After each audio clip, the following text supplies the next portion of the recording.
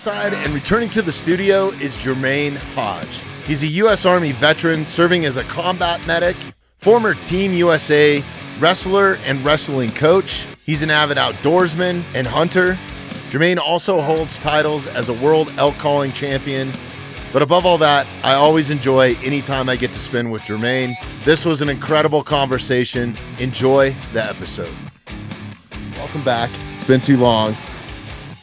We were just talking about Western Hunt Fest and what a crazy deal, and just it was my first year going this year, so like wild. I know your mind was blown. Yeah, it was totally blown, and I didn't bring enough money with me.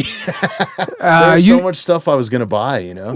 You can't even compare it to like if I was going to Shields or something. I'm at least coming in to Shields with $150 in my pocket because I know I'm gonna leave with something. But you don't want to go in with too much. And then you go to a Western, Hunt Expo, and if you've never been there, you always lowball yourself. You say, "Hey, I'm gonna go in with $150." But then when you get there, like you're like, the casino or something. Right? You're like, you find all these new cool things. You're like, I'm getting that. I'm getting that. It's so many vendors there. I mean, it goes from, firearms to hydration drinks to outfitters. Because a lot of people, are looking for good deals with outfitting. You got nonprofit organizations there. You got a bunch of vendors, all the new cool gadgets. And, man, split it up in 2 days. One day you do half the show. The next day you do the other half. That way you have a little bit of time in the evening to enjoy yourself. Or you go through the whole expo once, but then you comb through it on the second day. But still leave yourself some time between, the evening to enjoy yourself. If you flying in for the first time, going to that show for the first time, because that show is huge. Plus there were so many people. Like I found myself just meeting some amazing people and then catching up with friends. Like I had to stand in line for about 20 minutes to even talk to you. Oh, it gets, it gets crazy, right? It gets crazy. But then I met Joel Turner, shout out. I met another Joel over at Matthews that I didn't even know is the VP of Matthews, and we just hit it off, and we're talking for 2 hours, just talking hunting in Colorado and just stuff, man. Just a good dude, and I had no idea he was the VP of whatever Matthews Archery, until he handed me the card, and I was like, oh, okay, cool, copy that. Now I know who I was talking to. So what a cool experience, man. And then I got to go to my buddy Donnie Vincent had film release there. So we went to that. Man, and it should be coming out. Look up The Way Back by Donnie Vincent and see when that's getting released. Or if you go to his Instagram page, you got to check this film out, man. It's put together so well. And to see it on a big screen was really cool. And to have Donnie sitting there with us, it was awesome. I never got to meet him in person, but I've always checked out his stuff from the very beginning, and his whole team that he put together is amazing. Yeah. And the stuff that he puts out, it's next level. It draws you in. And, a lot of us are, content creators, but that's some expert stuff. And Donnie Vincent is the Francis Ford Coppola, in my opinion, of the outdoor industry, man. Like the cinematography that they do, and man, he hooked it on this one too, and the crew did, and the editors and the cinematographers. Because there was a moment in there where you could hear a pin drop. You couldn't even hear people were holding their breath. And then I ended up crying during the film, and I don't cry at anything, man, because I ended up crying during this film, and there's a bunch of grown-ass men. I'm sitting next to a Navy SEAL shedding tears, and, like, my other buddy Joe, who's, like, taller than me, was a Canadian NFL player, Like, everybody in there was teared up, man. Like, it's one of his best films, I think. He has an eye for it, and I'm going to tell you, that stuff is next level. I don't think I could recreate anything in any hunt that I've been on, and I'm not saying I don't try. That I've been on that could shed even a minute of what he's sharing. And if you're really, really outdoorsy kind of person, whether you're a climber or whether you just like hiking or you like hunting and fishing too. You would love his stuff. It's just hands down. Hunter or not, I think it just drives. It pulls you in. Yeah, the thing that I love about him is he's such a good face for hunting because we have so many people in the industry that, and this is no knock on it, but you go to the outdoor channel sometimes and it's just like, oh, we're out here in the woods and then boom, here's a kill shot. And then boom, it's another kill shot. So you're watching 3 kill shots within, 20 minutes. And to me, that's not hunting. You know what I mean? And like some of his films, he takes you from the beginning. I've been like let down, like, oh, he didn't kill anything at the end of it. That's hunting, man. Like that's hunting. I just love him. But then him as a person too is just salt of the earth. And man, this film, if you've watched all of his films, which I'm an avid watcher and I've watched them multiple times, The Way Back was up there. Like it's a top 3 for sure. Like Rivers Divide was incredible. Yep. And then Who We Are, I think the thing that he did for National Geographic, I think he was the only cinematographer where National Geographic actually commissioned him to make a hunting film because they don't do hunting, right? Like they're more, No, that was amazing. Yeah. Dude, I love his stuff. And, I think, for me, I think I try to learn from someone like him, and I can't create everything because I do have hunts where we filmed a hunt and you don't kill anything. That's that's hunting. You see me out there, you see posts on me killing stuff every year, but not every hunt that I go on that I'm successful. Sometimes it's 50-50. You never know. And even though we didn't kill anything, is sharing that story. He does an amazing job with that, even if he doesn't kill anything. Man, we got to connect you two.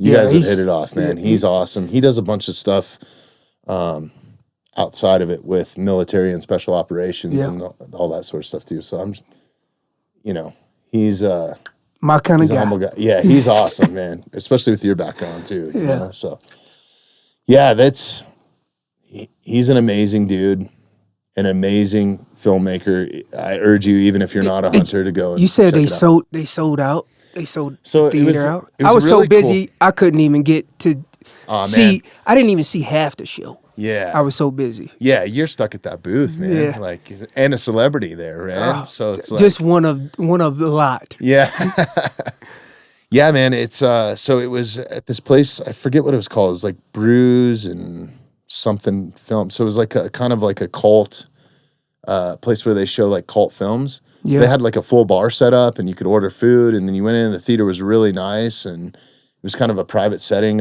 Q sponsored it. I don't know if you're familiar with their rifles. They make like super high end hunting rifles. There's so many great companies out there nowadays. Yeah. I mean, for me personally, I shoot whatever I could, afford. Yeah, man. And that's a huge part. And some of those rifles are way out my price range.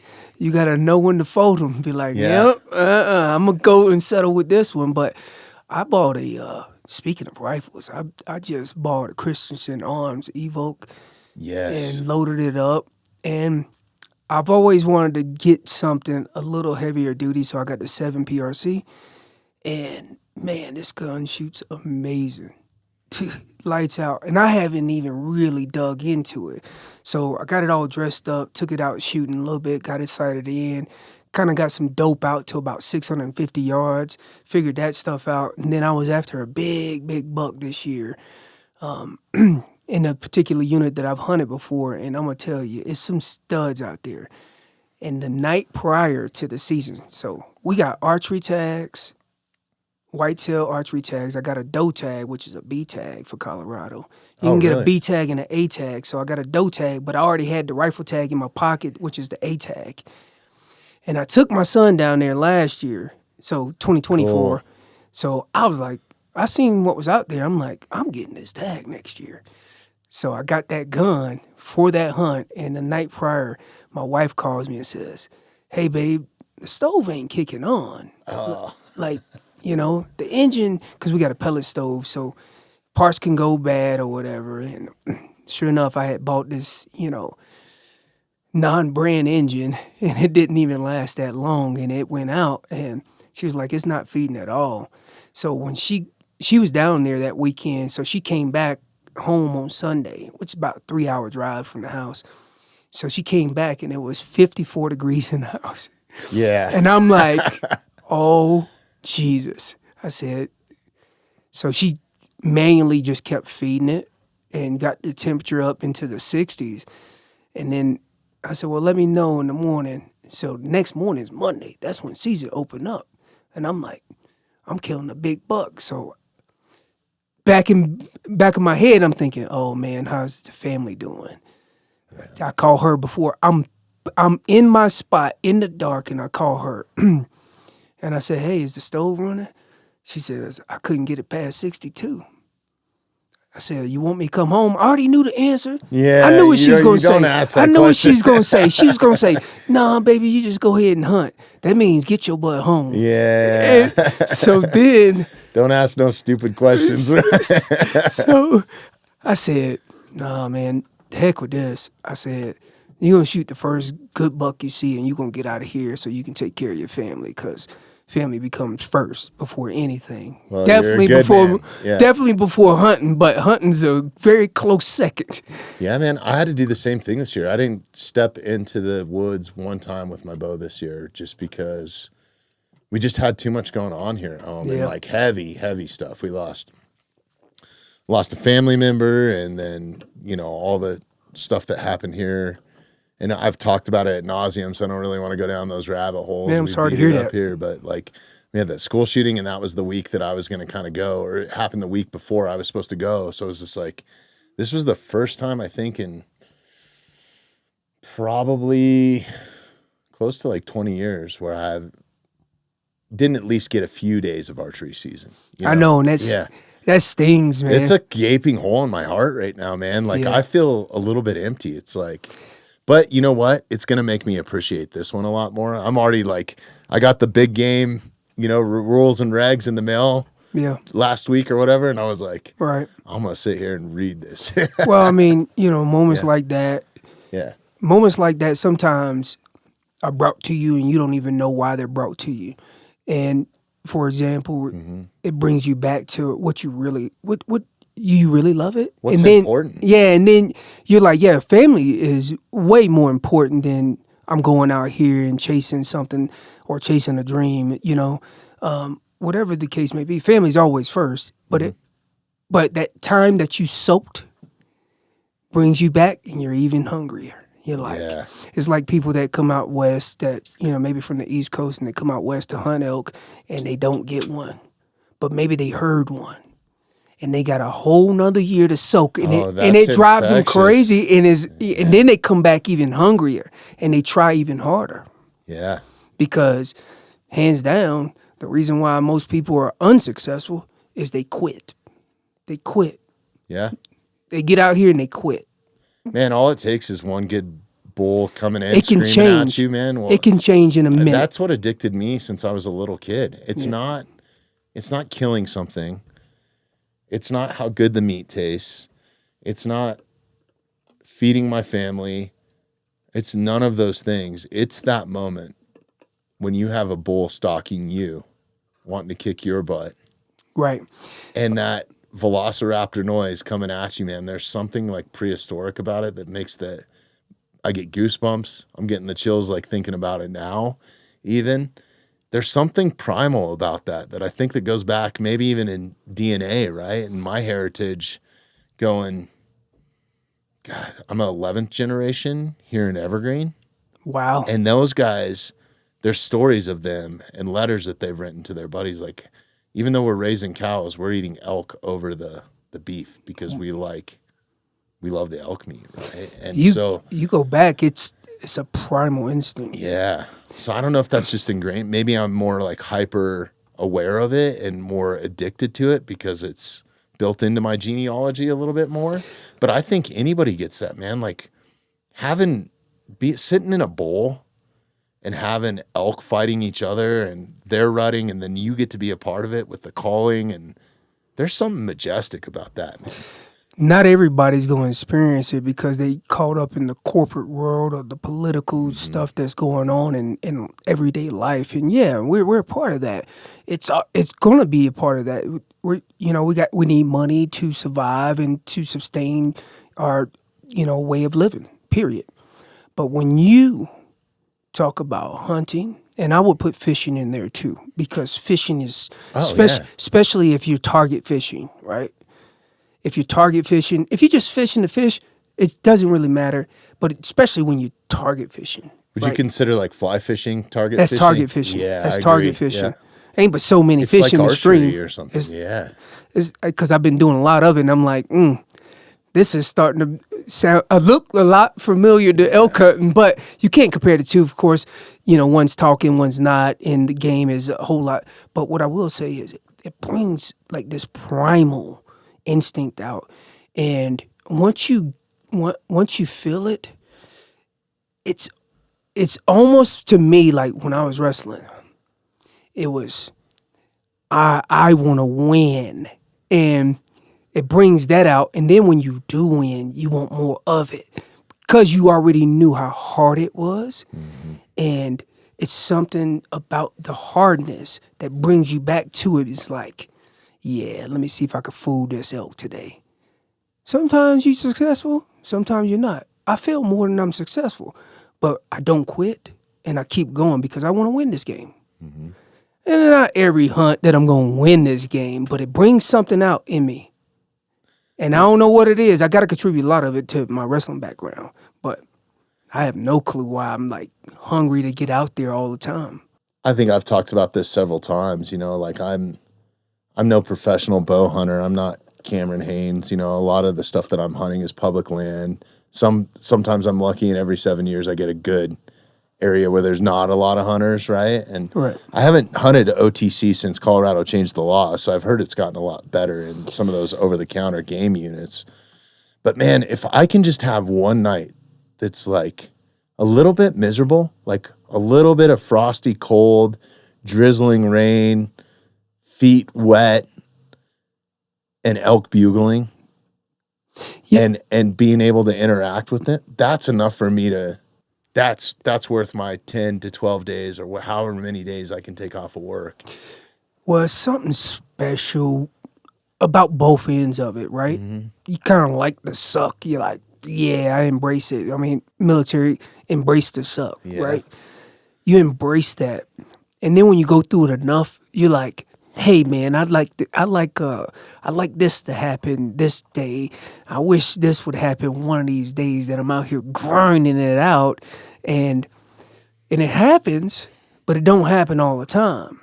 And I'm gonna go a little forward here. I got a film that's coming out in June, and I already know it's definitely not gonna be a Donnie Vincent, but it's gonna be a great film. And I took a friend of mine that used to be in the same unit as me, the World Class Athlete program, but she had a different sport, and she shot for Team USA. And, I kind of put a bug in her ear and said, hey, you want to go on a real hunt? Come hit me up. Like when we have like formations and whatnot, I'd have talks with her. Otherwise, I wouldn't see her because she's going her way and we going our way. And I had put a bug in her ear, and then I retired in 2024, didn't think nothing of it, and then she calls me in January of 2025, and she says, I think I got enough points. What should I do? I said, what do you want? You want this class, I know where we can go. And I said, so apply for this unit, and if you draw the tag, I'll do everything else. And I wanted to get this on film because I've been in this area, 3 other times. And I was like, but I want to be prepared too. I don't want to look like Jermaine Hodge don't know what he's doing. I'm yes, like, you do, bro. So then I go out there 2 days in advance. And I told her leading up to this hunt, let me rewind a little bit.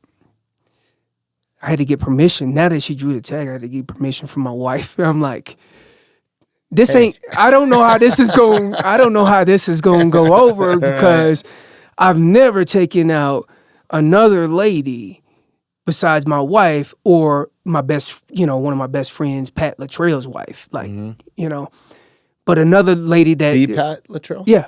Really? Yep. Okay. And I've taken Jennifer Latrell out, but I haven't taken any other lady out. Yeah. No. Outside my wife and my daughter, of course.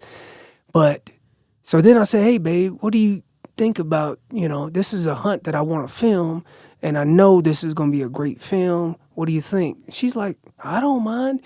And back in my head, I'm like, I don't know. Are you talking about the pellet stove? Or? I don't know. Yeah. So I said, all right, I know how to do this. I said, hey, babe, Saturday is a good free day. You're off. Sarah's off. And I said, we can film Sarah and we can go take care of some stuff in the Springs at the same time. So I had my wife behind the camera. Yes. And I involved her. And then she got to meet her, and it was golden after that point.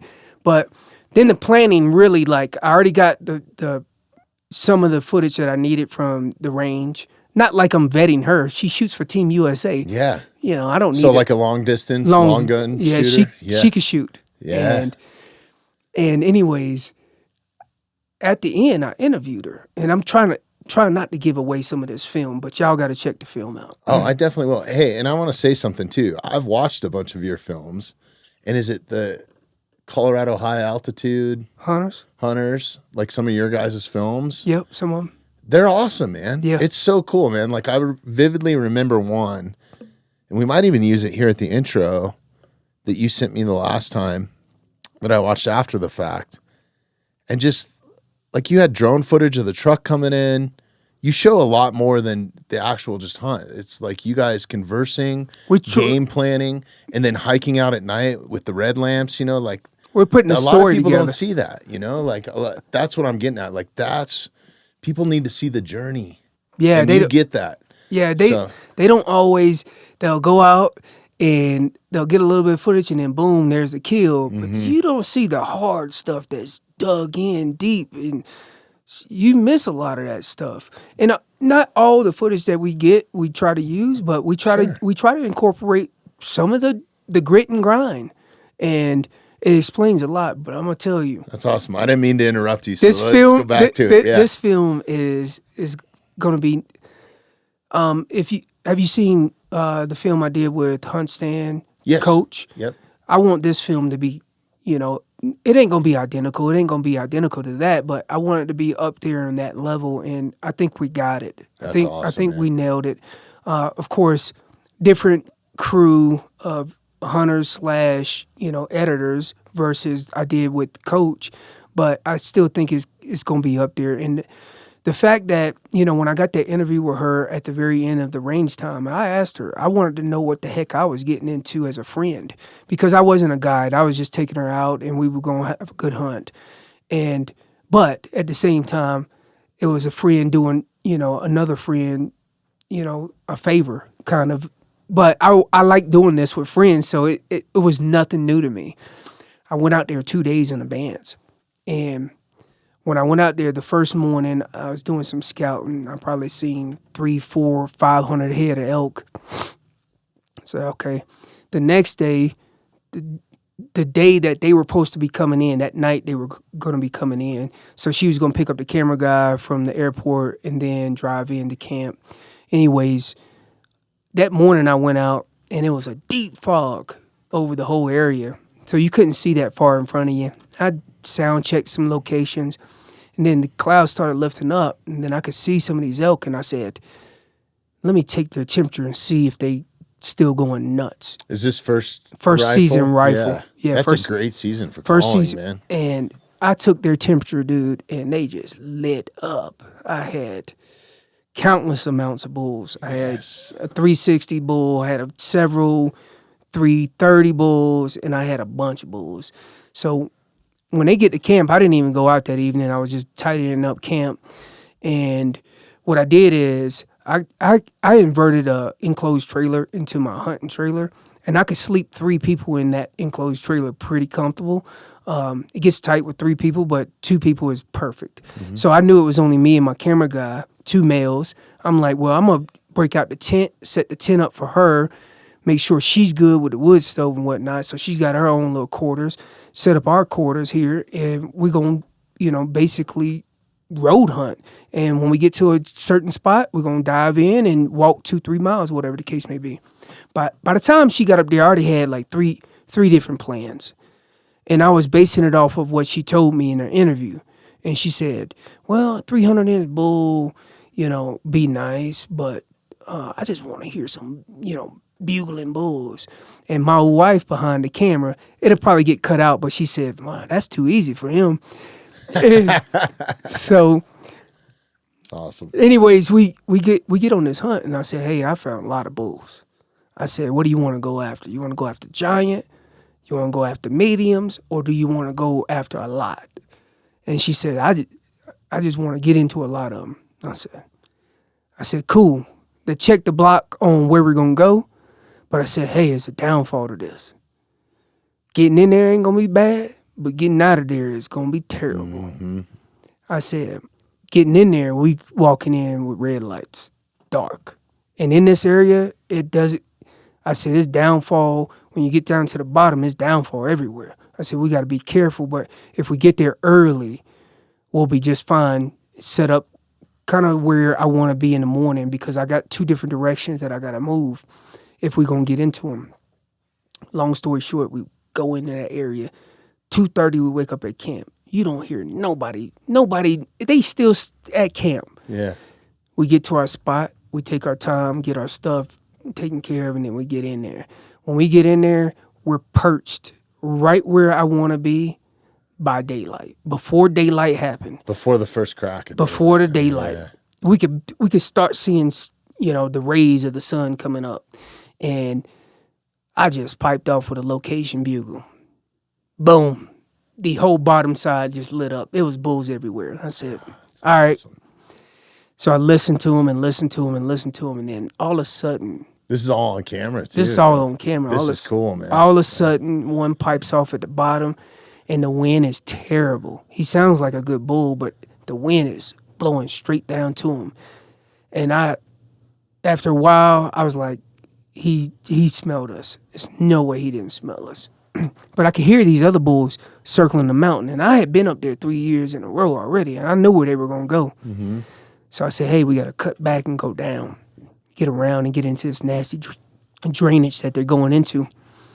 And sure enough, we get at the bottom of this basin where it bows in, and you could just hear them just going nuts. I haven't said a couple times where I was, getting them to pipe off as I'm coming in, some extra screams and whatnot. But there were several hot cows in there. That's why they were going nuts. And we get in there. It was War III. I got to the point where I was like, drop packs. Everybody's looking at me scrambling. I said, drop packs, only take what you need. I said, because this basin ain't but so big, I know where our packs are. I'm going to pin drop them. We don't need any. Let's go. Yeah. And light and nimble, right? Yep. Yeah. Once we got a bull to scream, we just started moving in. Went in our favor. It was about 8:30 at that point. And man, we moving in on this bull. This bull's screaming. Other bulls are going nuts. And he didn't win us. He had cows. They winded us. We started switching and whatnot. And then I was like, we got to stop and pause. Because if we move any further after some bull, the wind is swirling too much. I said, let's just sit down. And about 10 minutes went by, and something went off in the air, and because they got quiet on us. And then something went off in the air, and then bam, they just screaming again. And I was like, bet, we're going to go after this one because he sounds the biggest, or he sounds the loudest. He keeps going off. We get after him. And we get to a point where we can't move anymore. And I'm thinking in my head, like, it doesn't really matter. I've already said everything that I could probably say to these bulls. The only thing that I can get them with is either I can get the bulls to scream off with an extra scream, they'll light off, or I can go a different route about it. because every bull that's in this basin, and it was about 9 of them screaming, every bull in this basin has cows. They have a certain amount of cows. And I don't know where this herd got split up, but they all congregating in here. But they all got cows. So I said, you know what? Calf sounds. That's all I'm going to do. So we moved in on this bull and got him real tight to this bull. He couldn't have been no more than 100 yards, 150 yards. And I just started doing calf sounds. And next thing I know, the cows started coming towards me. And I'm like, hey, I had told her, I said, I will let you know if it's a shooter, but I'm not going to tell you what to shoot with your tag. Well, I don't want to interrupt you, so let's get right back to this. But I was wondering why you went straight to calf sounds, but that makes sense. If you're trying to draw the cows closer so that bull will then follow them, right? Yes. That's so clever, man. I've never thought about that. So I could say anything I wanted to the bull. If I wasn't close enough to that bull to threaten him, he wasn't going to leave his cows. But I knew if I could bring his cows in, I'm going to bring him in. He's going to pull the rear. And I made sure that I let Sarah know that, hey, they always going to pull the rear. The big ones are always going to pull the rear. And sure enough, it worked out just that way. And I started calf calling. And then next thing you know, we got cows within 10 yards of us. We can't move. We're pinned down. My camera guy was in a bad position. I wanted him to be where I was because Sarah was in the prone position. And that's just how she shoots. And it's probably not going to change because she does a really, really good job. And she explained it to me later on because I don't know as much shooting as she knows. And I'm not going to question a shooter that shoots for Team USA for sure. And sure enough, she's in the prone, but I let her know if it's a shooter or not a shooter. But I told her, I said, I'm not going to tell you what to shoot. You can shoot whatever you want to shoot as long as, you're happy with the results. Anyways, so the cows started coming. Raghorn bull comes through. He's small 5, and I'm like, no shooter. No. That ain't the one screaming. And sure enough, I said, he's coming. And when he came out, I seen his front tines, and I was like, ugh. And then as he came out further, I said, okay, he's about a 290 bull is my best guess. I haven't even put a tape on that bull, but my best guess was about a 290 bull. But he had some good stuff. He's dark horns. I said, he's a shooter. That's awesome. Dark horn, ivory tip. I was like, I love that. He's a shooter. But there's all these other bulls that we could pass up on this, or we can go after one of them. It doesn't really matter. You can't mess up here. You just pick. You just pick. And she decided to shoot that bull, and boy, man, I told her, I said, this is opening morning? Opening morning. Yeah. By 10 o'clock, we were done. Like, we were at the animal by 10 o'clock.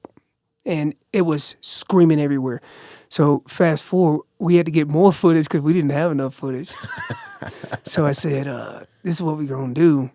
I said, because I don't want to overload us, and I know it's a heck of a time getting out of here. I said, leave a couple quarters and we'll come back and we'll film that, and then some stuff at the end to kind of piece it all the puzzle together. But it's such a great hunt.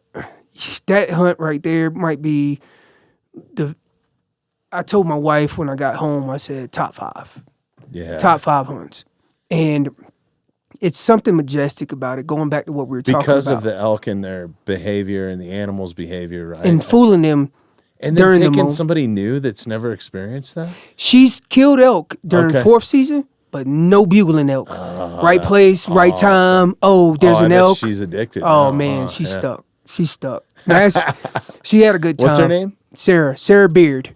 Pull her up on Instagram so we can. All you got to do is type in WCAP Sarah Beard. Okay. Yeah, she's. Did you find out when that Donnie Vincent film's coming out too, or when that's releasing? Oh, there it is, right there. Oh, yes? Yeah, that's her. So she hasn't posted anything about our hunt, and I told her, I said, wait till the film comes out. Yeah. But I posted a little bit about her hunt. Olympic gold medalist too, huh? I don't know if that's Olympic or is that World Championship. Oh, maybe that's World Championship. Still, yeah, that's World whatever, dude. That's World Championship. Close enough. Yep. Wow, yeah, she's a hunter, huh? That's cool. Go back to, it's Sarah Beard 10X. Is that what it is? Yeah. Okay, cool. Yeah. Yeah, give her a follow too, Tyler. Yeah. That's awesome, man. Yeah, We she. got to have her in and have her tell her side of the story after the film or I something. know. It'd be cool. Yeah. I talked to her afterwards, and but yeah, I got to do that hunt with her, and yeah, we're looking like June time frame when we're going to drop that. That's awesome. Keep us posted and make sure you tag us in all of it. Yeah, we'll reshare it, and then definitely text me a link. If you're listening to this after June, there'll be a link in the show notes for that film. I think people, going back to the hunt, I mean, I said this a long time ago, like Colorado in general, I don't believe any unit in Colorado, any unit, and there's some really prestigious units, but I don't think any unit in Colorado is worth more than 7 points. I totally disagree with anybody if they have anything to say about it. Mm-hmm.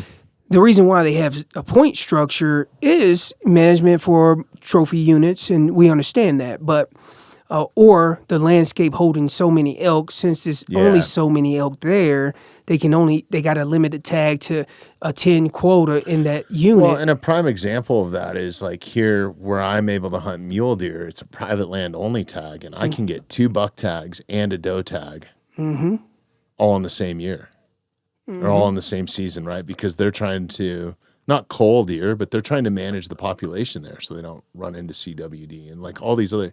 There's so much science that goes into it that people don't understand. Oh yeah, but going back to what I was saying, like 7 points, like being like max for a good unit in Colorado. I agree. And a lot of people don't understand that. Well, I got 5 points and I cashed it in, and man, I didn't see one elk. You didn't try hard enough, because those units that you did spend 5 to 7 points for are really, really good units. It's where you are in. Are you in the right place at the right time? Because there's so many variables, right? Because you have to take altitude into effect, weather. Yep. Then also the country that you're dealing with, right? So you might draw a 7-point unit, but there might be. That game unit might not have any subdivisions on it, no people. It could just be wilderness, man. You could be like the Colorado Trail or like some of these areas like that's big country, man. It's a lot of country. That's big country. It's a lot of country. They can be freaking anywhere. So a hunt like this that I shared, costs anywhere from 5 to 7 points, maybe 8 points for a non-resident to get, and you could have a blast, man. Yeah. You could have that's like a hunt of a lifetime for some people. They ain't never experienced that stuff. I've experienced it multiple times, but it's rare. It's rare when that happens. And when you got a particular unit that you figured out and you could have that year in and year out, man, stick with it before it doesn't last any longer. Or the point creep starts happening, and then, you don't have very good eyes to draw. Of course, restructure in 2028 for Colorado will be good for the people that don't have points, and kind of, the same deal with the people that do have points. They're going to cash them out. Then you're going to start off at 0. It's going to be kind of crazy. It's gonna be interesting. And stay involved and stay active, even if you're not a hunter, man. Like, go to the commission meetings. There's a huge one coming up, like I think March 4th, right? March 4th and 5th, yeah. Huge one. We just had Dan Gates in on the last episode, and we did a deep dive on that. So go back and listen to that. Listen to Through the Gates podcast if you want wildlife information. Like, I'm not educated enough to truly speak on it, but Dan is, and he's been an incredible voice.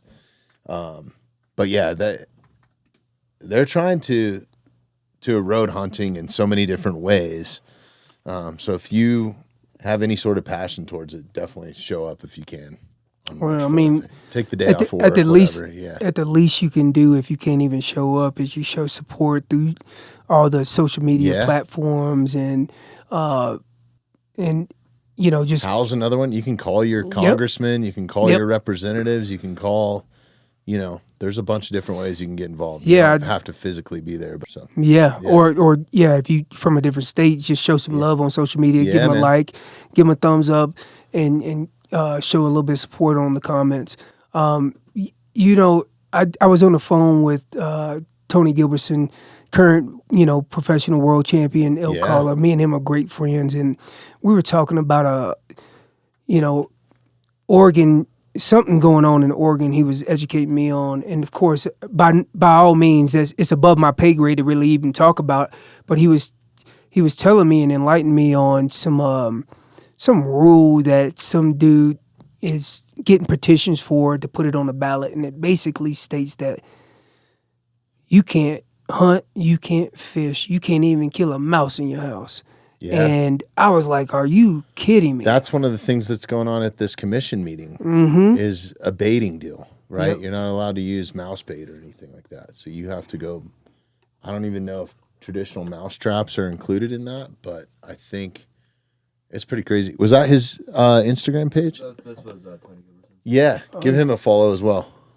Oh, yeah, that's my brother from a different mother. Awesome, man. He's one heck of it's crazy. It's happening in all kinds of different states, and I didn't mean to go down this rabbit hole. I just think what you just explained for 20 minutes is like pure joy to me, right? And it's some of the most incredible times that I had, and I've been in situations just like that, not exactly like that, but very similar to that. And we didn't even kill an elk. Maybe it got too dark or whatever, right? There's a bunch of different variables, and I was probably calling pretty not as well as you and not as well thought out, I'm sure. You don't have to sound like me. Man, it was so much fun. And for me, that's what I was kind of opening with when I said a few minutes ago, if I have one of those experiences in the 12 days, 14 days, however many days, hopefully it's 20 some days or 30 would be even better. In that season, if I have a couple of those experiences or just one, right, I'm happy walking away with that, man. Like, you were speaking earlier, and you were saying you didn't have time to even draw your bow back. I was on the opposite side of, the totem pole. Is I spent 75 days in the field last year. That's incredible. And granted, it cost me quite a bit of money, but at the same time, it was different hunts. Mm-hmm. And all these hunts, it could have been a couple of them that were the same hunt that we just went out multiple days at a time. But after the 75 days, I was exhausted, dude. I was done. I was like, I'm tapped out for the season. I got to recover from this. But I learned a valuable amount of information. More so about the animals. I already knew most of the information about myself, but more so about the animals that I was chasing. And the more days that you can spend in field, getting this information and gathering it puts you light years in front of everybody else. I mean, everybody's asking. Dude, maybe 10 years, right? Because if guys can take 7 days off and spend that in the woods. And like some of those rifle seasons are only 7 or 8 days, right? Right. And that's it. And that's all they got. And then they go back. And you did 75 days? 75. Dude, that's 10 years worth. You got to look at it like it's a numbers game when it comes to hunting. I truly believe this. Like the more days that you can spend on the ground, the better your odds are, the better your chances are. I mean, it's 100%. That's common sense. Man. 100%. So like if you're out there 75 days, some people don't even get that in 10 years. If they're only going 3, 4, 5 days, 1 week a season, think about that, man. That's wild. You just got 10 years of hunting in for the average dude. Let me give you a rundown of what happened to me last year. All right. So early August, I get a phone call from a friend that I met at Western Hunt Expo. They own a nonprofit organization, and they give back to veterans. And I said, well, I got some good guys, that could sign up, So I hooked him up with a couple of my buddies, and sure enough, we stayed in contact throughout the time, and there's such big hunters down there. And I'm like, man, I said, these guys are, getting it in. And the way, I'm not very educated on it by no means, but the way they get tags is that one way, if someone draws like an Arizona tag, it's donated to them. Oh, this is down in Arizona? Yeah, and then they could donate it to a hunter of their choice. That's absolutely right. My buddy, I'm actually wearing his hat right now. Yeah. Caleb Brewer. Yeah. He's a former 19th group Green Beret. Right. owns Stick Sniper Archery down there, and he's gotten a couple tags probably through the same organization. I just stayed in contact with them, and we've been friends. And I told him, I said, man, a lot of people deserve this. It's definitely not me. Yeah.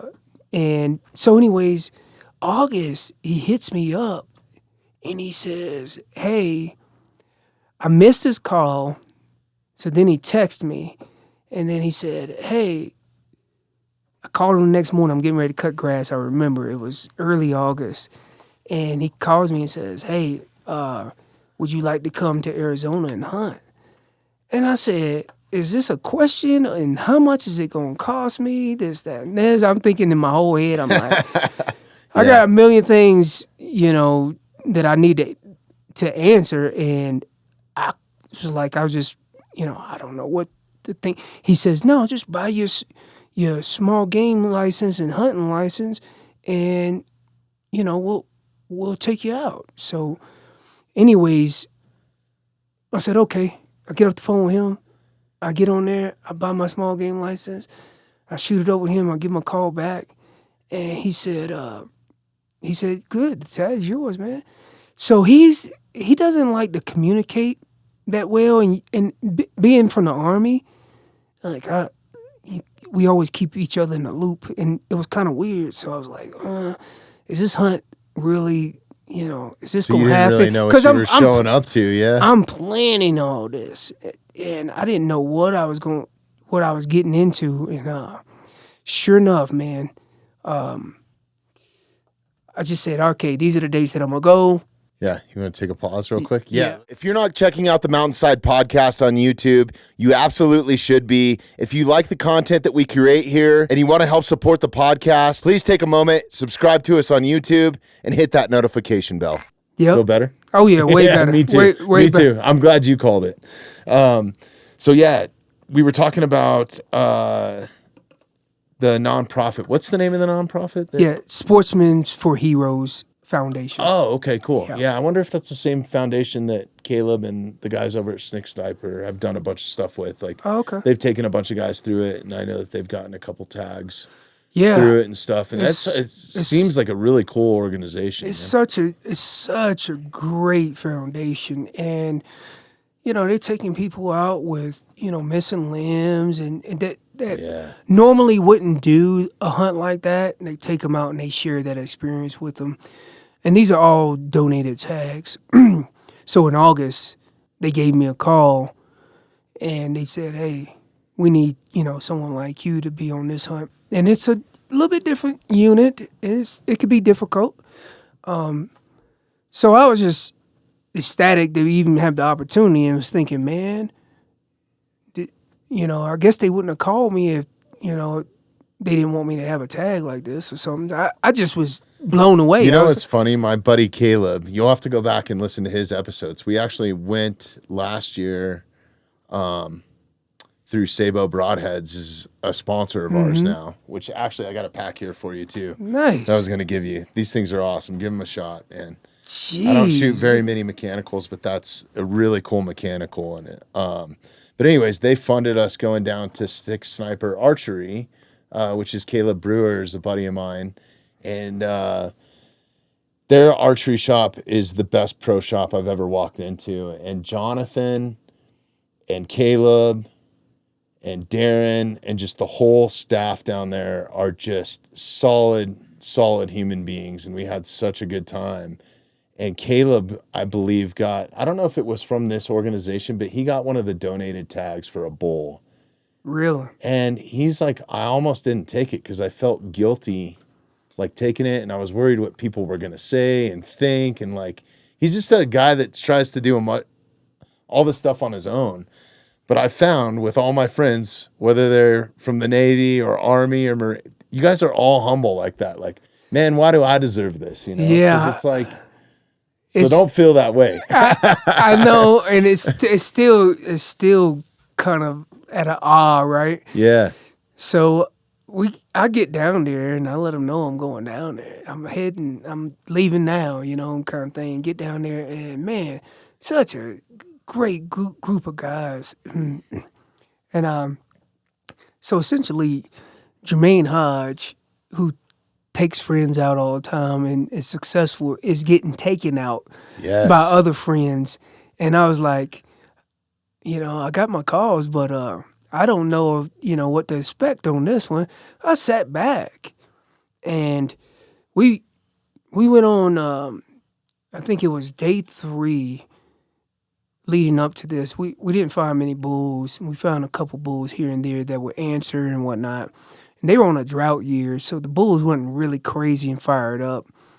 And we ran into some other guides that hunt some other stuff out there, and not trying to give away the location of where I was, but and they wasn't seeing anything. And there's some big bulls in some of the units that they were guiding. So we went to Arizona elk are a different breed. Yeah, we went to a different area on the other side of the unit, and sure enough, that afternoon, we got one to spark off, and he wouldn't shut up. And we moved in, and when we moved in the afternoon, I had told them, I said, this ain't gonna work out. I said, we gotta pull out of here. I said, the wind's not good, and he's got a bunch of eyes, and we can't get but so close. What we don't want to do is for him to smell us. And so we got back to the truck. We called it that evening, and I said, well, let's just be back here early in the morning, 4:30 or so, and we'll just listen. And we did that. About 5:30 comes around, nothing's talking in this area. I said, well, I got to get out here, and I got to make them talk. So I get out there, and I do about 5-minute sequence, and then sure enough, that same bull lights up. Boom. When he lights up, there were several other bulls in there, but they didn't sound as big as him. So I looked at them. They were getting out of the vehicle. We were all on the same wavelength, and this bull wouldn't shut up, and we just moved in. And this is like one of those times where I'm learning something too. And I love getting in the woods calling elk, but sometimes you got to know when to shut up. Mm-hmm. If they're talking, just let them talk. And this was that scenario. And we got into about 100 yards from the cows. And we could see the cows, and sure enough, the bull was behind the, trees. And closest we can get at that point was 100 yards. But fast forward, I ended up killing this bull. But we were patient and didn't say nothing. And he made one mistake, and it ended up costing him. But he was the herd bull. He had like 15 cows with him. Nice. So I ended up killing him. I mean, talking about the 75 days in the field, it gets interesting. So are any of those photos up from that hunt on your Instagram? Or Yeah, did you guys film that one or anything? Or? No, we didn't film that one. Cool. But yeah, that bull's up on my Instagram. Sometimes it's better that way. When you have to film a hunt, it takes a lot of the, right? It does. It does. Because you're worried about that. There's Sarah's. Yeah, that's a nice bull. That's Sarah's bull there, huh? That's the one from the film? Yeah. Oh, man, what a beautiful bull. Yep, that's it. And man, then, she had to be happy, huh? Oh, she was stoked. That's and awesome. Then if you scroll down, look, that's it right there. Yeah. Oh, I remember seeing this post. Oh, that's a reel. Okay. If you scroll down just a little more, it'll be in one of these. One of these when they pop up. I think it's that one. That's the one. Wow. Yeah, so they were going through a drought. Man, what a beautiful bull. And he was, if I got a picture of like my biggest. With your bow too, that's awesome. With my biggest sets of kills. Mm-hmm. And he ranks right up there at the top, but I don't think that bull, to be honest with you, I think the drought really hurt his back end. Yeah. Yeah, you can see it. He didn't whale tail. No, he didn't whale. And so when I Euroed him out, because I wasn't going to mount him, when I Euroed him out, and I got to looking at his fronts. It's a big body, though. His fronts are amazing, but his back end lacks it all. And I got a picture of my 3 biggest bulls to date. This is one of them. He ain't. 315 is probably, I put him up there. Only reason I put him up there with my other bulls is because his fronts. His fronts are amazing, and they're the size of some of my 360 bulls. Yeah. But he's lacking on the tail end, and I don't think that bull is going to even break 315. But he's still an amazing bull, especially for that unit. He's 7 on one side and 6 on the other? Yep. Is that? Okay. 7 by 6. Yep. Wow. That's incredible, man. Yeah, I haven't shot a bull like that. That's incredible. But so that hunt, and I was in a little bit of a pickle because I So this is your first hunt leading into those 70-some days. 75 days. Yeah. And so I was in a pickle because I knew that I'm either driving from Arizona all the way to Idaho, or I got this bull down and I have time enough to get to Colorado where I can drop stuff off and then go on the Idaho hunt that we had planned. And lo and behold, it just so happened that I killed this bull. I had a couple days to spare.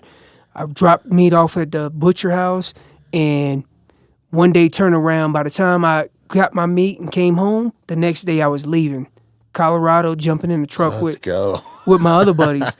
And we're planning 15 days. Nice. So we got 15 days up there. And so we'll do the rest of September all in Idaho. And man, it was a tough hunt in Idaho. Those bulls, it was lots of elk in there. But we had 4 tags for the particular unit that we were in.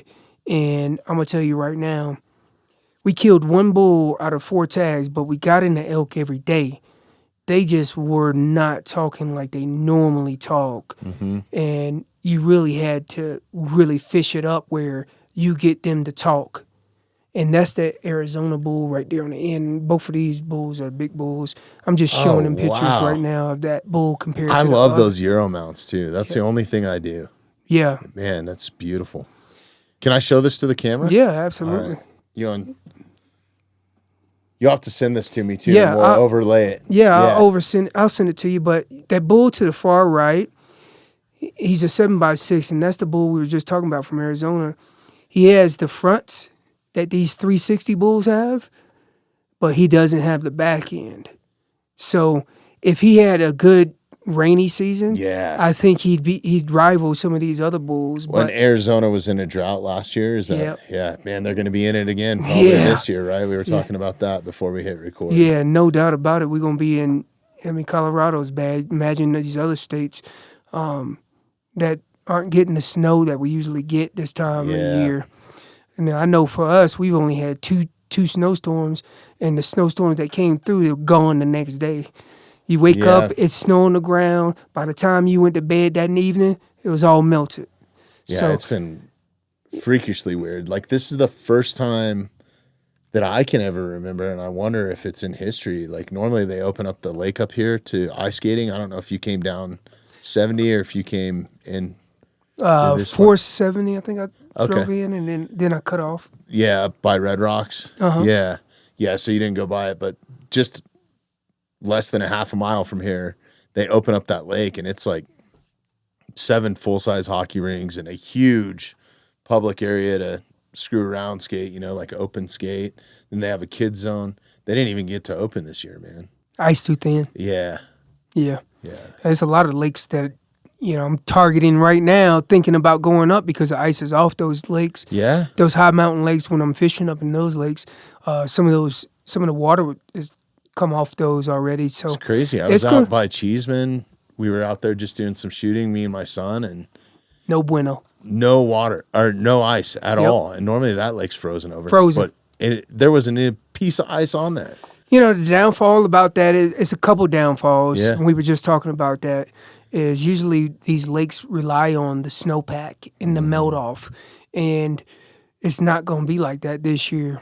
Colorado River is not going to be. I guarantee you, Colorado River is probably going to be at 50% capacity. That's it. Yeah. I don't even think they're going to get that far, and a lot of people rely off that water. And then everybody in California does pretty much. And then mention all these other lakes that they draw water out of for drinking water are not going to be at capacity. Just not going to see it, and then, as we said, increase of wildfires. Yeah, the fire season's gonna be crazy. Yeah, absolutely. But we went up to Idaho, hunted hard in Idaho. We got 1 bull down. My buddy Aaron got a bull down. They were some sneaky dudes up there, man. Them elk would talk for a little bit, and then they'll come in. And if you gave it long enough, you might get eyesight on them. You might not. Hunted hard up there and then came back. I had a few days break before the first season rifle tag. So I didn't have any other tags at that point until first season rifle. And then we took Sarah out. I was out there 2 days prior to her doing my leg work, and then we did that hunt. And then I took second season rifle off. I didn't have a Colorado tag at this point because I was trying to get one off the reissue list, but that didn't work out. So I took my buddy Will Cooper from Hunt Stand, and we shared a camp up in the unit here in Colorado for third season rifle. Again, we rely on the snow to move those elk. Yeah. It was no snow. It was nothing. And we seen elk, but we hunted hard for, 9-10 days or whatever, however long that season is. I think it's 9 days. We hunted hard, wasn't successful. You know, we seen a few elk, but way off and take a long time to get there. And then by the time you got there, you might not even see them. So these elk were basically, what they were doing is they get into some dark patches and then they'll come out and they'll feed late in the evening, really late, past the shooting light. And then before shooting light come up, you catch them going into the dark patches. They're so smart, man. And with an OTC rifle tag, you got to expect, man, there's a bunch of hunters. That's how they going to do it. Did you see any decline in the amount of people that were out there since this was the first year that, I believe this was the first year that the OTC wasn't open to out-of-staters? Archery. Oh, that was only archery? Archery.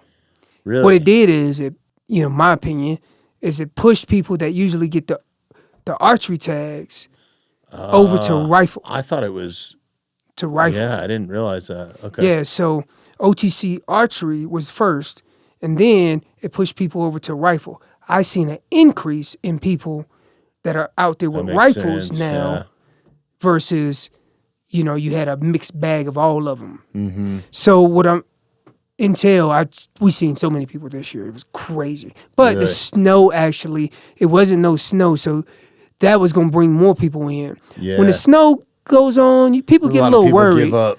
people start giving up before they even tried. Yeah. But in this particular country, you always go up there with snow chains just in case, because you can expect probably 3 foot of snow sometimes up there. Yeah. Well, that didn't happen this year, and we ran into quite a few other hunters and some people that we knew up there, and so we hunted that, and then come back, and then I went straight into deer season, and we had archery deer tags at the end of the season too. Yep. We had deer tags from, it started in October. October was full. I started hunting from November all the way to the end of December. I didn't take much of a break. It was every weekend. It was 4 or 5 days at a time, and that's where I racked up a lot of my time. Yeah. And I hunted hard. You do any calling on the muley side or anything like that? No, not on the muley side of things. The whitetail, absolutely, man. Because I noticed that whitetail will go through like 2 cycles. They'll go through in like October, and then they'll come back in heat in December. And I've rattled bucks up ready to fight in December. And you're like, I thought this rut would be over. This year was completely opposite of where we usually hunt. And there's no secret. Going back to kind of what we talked about, like, a successful hunter year in and year out, he has spots that he likes to hunt primarily. Not that, or he or she. And they hunt those particular spots year in and year out because they figured it out. So this is how this spot is. I figured this spot out. It's just a matter of being in the right place at the right time. And this year, when we had these whitetail tags, the rut, the first weekend we were there, the rut was crazy. Bucks everywhere. It was like, whether they're going to be in the shooting lane or not. So we didn't kill one on the first weekend. And then after that, it was done. Them bucks were done rutting. The next following weekend, we spent 4 or 5 days down there. Nothing. Nothing. Just because of the weather, you think? Not compared. Yes. Yeah. When they were in full swing, when we were there that first weekend, it was cold. Yeah. It was super cold. And then after that, we seen 70-degree weathers. I made a video on my Instagram, me and my wife sitting in the blind together. It was 75 degrees. That's insane. The flies were going crazy. I was like, this is insane. So I wrapped we had flies in here last month. I was like trying to swat them or I was trying to order one of those salt guns. You ever shot one of those things? It's those fun. things are awesome, man. But we gotta get some for the summer. Kind of goes back to what we were talking about. Kind of like hunting.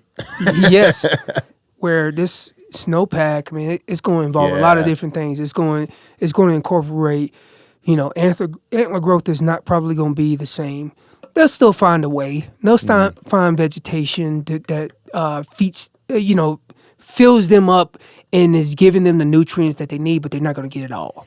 You know what I'm worried about is the bears waking up earlier. And the elk are going to calf earlier. I think that there's going to be more depredation. I don't know if they would call it depredation, but those bears, they just hang out on those southern facing slopes. Did you see some of those videos elk and deer floating out where the grizzlies, they went to hibernation and then they came back out because it wasn't cold enough. That's so crazy. And it's videos floating on YouTube about it. I saw some wild shit on Charles's page or on the Hal page the other day that California is thinking about reintroducing grizzlies now. They got more problems than they could shake a stick at, and they don't need that problems. They do not need them problems.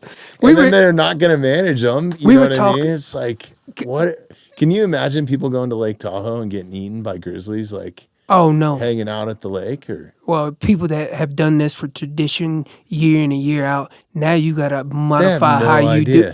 Oh, and then when the first grizzly signs come out, they're going to be like, it ain't nothing until one gets attacked. And then they're going to be like, we told y'all to implement your food away from camp, hang it up in the tree. Well, and if you've ever been around them, man, they go from being like a docile, big dog and cool to look at to violent like that, right? And they're fast. Speaking of Salt Lake City, because this kind of does a circle. Okay. I was, I think I got 5 to 6 points right now for Wyoming. Really? That's awesome. I don't know. I'm not looking at it right now, but I'm close to it. Anyways, I started spitballing some ideas at some guys that are part of the Phelps pro staff team and that have hunted in some of these areas. And I was listening to some of their stories. And I was like, I had goosebumps. They said, when you hunt those grizzly areas, they said, your neck is on a swivel the whole time. And they told me some horrific stories. And I'm like, I don't even know if I want to hunt one of them areas. Yeah. And they were telling me charges and stuff. And I'm like, and it's got me with goosebumps. And I'm like, I don't know. But something deep in my soul, I want to go do it one time. But I told him, I said, I ain't doing an area like that unless we coming in there 4 deep. Everybody's locked and loaded. Everybody's got a swivel on their heads. Now I got 4 sets of eyes, including myself, to look out for each other. So my buddy, you might know him actually. He's former Army. Jeremiah Wilbur. I think I've heard of the name. Yeah, he's an outfitter up there in the Wind River range, northern Wyoming where it meets Montana along the Madison, backside of the Madison there. And he's from that area, like Ennis, Montana or something. But he guides up there. I don't know if he's still guiding up there, but he was a few years ago. And he told me a story, so it's not my story to tell, but go and listen to his episodes that we did with him. When they would get an elk down up there, if it was with a rifle, he said it was a freaking dinner bell. He said that he would have whoever his hunter or whoever his client was that he was out, he would just start boning out meat as fast. He said within an hour you would have a bear on that kill, and you would just get as much as you can. You get run off of it because it gets too dangerous, right? Yeah, they told me. And he said me stories about that. As soon as the first shot goes off, you better have my back and you better shoot. And this dude's a former Green Beret, right? Like he's been in the thick of it, like you. It's like he knows what he's doing. But to me, that's just another level of I spent some summers up in northern Montana and we're around it, but not from a hunting aspect. I never really hunted up there. Did some small game hunting, but we would go and pick huckleberries in the summer. I don't know if you've ever had those. Freaking amazing. It's my favorite berry of all time. Oh, yeah. But the bears are in there and it's summertime and you I've only seen a few, but we've had some experiences where it's like, okay, we got to leave now. Yeah. And you just leave everything behind. It's not like get your bucket or your shoes you left. Like, let's leave now. Well, I think planning that hunt is very, very important, and you Yeah. definitely want to do it. You want to do it the right way because you could really get messed up in there, especially when you got an apex predator like a grizzly bear. I can't speak much on it, but I could tell you right now, we're apex predators, but we got nothing on them. No, man. And when you can unload a 10 millimeter pistol in that bear and he's still coming, that's next level. And if you ain't ready for an area like that, don't even entertain it. Like, I know I'm not ready. I think physically and mentally, I think I'm ready, but having the right gear for a hunt like that, I think I'm only halfway. I think I need a few more things that's going to keep me safe in the woods, just in the event that something does happen. Well, calling too. Like, And the calling couple times aspect I've changes. called predators in, especially on the western slopes. One of the units that I hunt in, I see more bears and lions than I've seen elk in there sometimes. And I'm like, And that goes, I mean, again, I haven't hunted grizzly bear country. Yeah. I've only seen stories of it. In my approach to an area like that, my calling is going to be soft.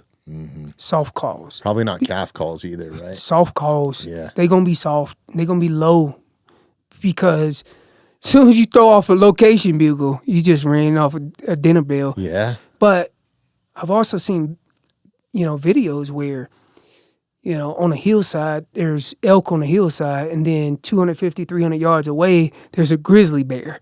And they're like, yeah, they right on the same range. They're following them, man. They're That's a following food them. source. Exactly. Yeah. So you got to be cautious when you hunt in areas like that. And, of course, you got to pay attention to your whole surroundings. Hence the reason I think I shared a story where last time I was on where I was getting stalked. Bro, the 7 yards from a mountain lion Yeah. tree? Yeah, Yeah. I'll never forget that story. And I've regurgitated that story to so many people. And you don't carry, I mean, you're talking about, you can hear, most of the time you can probably hear a grizzly coming, especially if they charge him. Not saying that they can't be stealthy because they are stealthy too. Well, bears, I don't think people realize how quiet they are. Even like where I hunt right here, we have some massive black bears because nobody hunts them. Yep. And, I'm hunting in like acorns, like bushes and trees, I guess is what you would call them. So when those leaves fall, Shrub they oak? are so loud. It's not shrub oak. They're actual acorn, which I guess would be shrub oak. Because shrub oaks, they throw out an acorn. Yeah. It's a little bit different. These are like traditional, like the big ass acorns, and then the leaves it is an oak. Maybe it's just grows better here in this environment at this elevation or something. Because I've been in a bunch of that stuff on the western slope, and it is kind of similar, but this is just like, it's bigger. The leaves are like this big. And when they dry up, man, it sounds like you're stepping on a box of Pringles that you dumped out of the can. It's like hunting. It's like hunting East Coast, Appalachian mountain area. I where actually just the bought leaves, some stalking shoes at Western Hunt that was like my big purchase going away that I'm so excited to try is Grew. I want to give these guys a shout out because they hooked me up. Grew, I think. Look up Grew like stalking shoes, and they're wool, and they have a little bit of tread on the bottom of it. They're badass, man. I can't wait to use them, especially in my unit over here. Yeah, these are it. Grulo? Yeah, man. I think that's how you pronounce I'm going to be sleeping in these things. Oh, look at them things. Them things are sweet, They are man. badass. I wish I had them in here to show you, man. And they have a 1-year warranty on them. But I would just go, like, when I'm putting the spot and stock on, I was just going in the darn tough socks. Dude, And these are, like, next level, right? That's good stalking shoes for mule deer, man. Yeah, that's what I use. That's what I'm going to use them for is the muleys, Archery mule deer? Yeah. That's the way to go. Yeah, those things are awesome. Check those guys out. And they're super cool people. They're, How do you go into some of these Will a booths and- goat head go through it?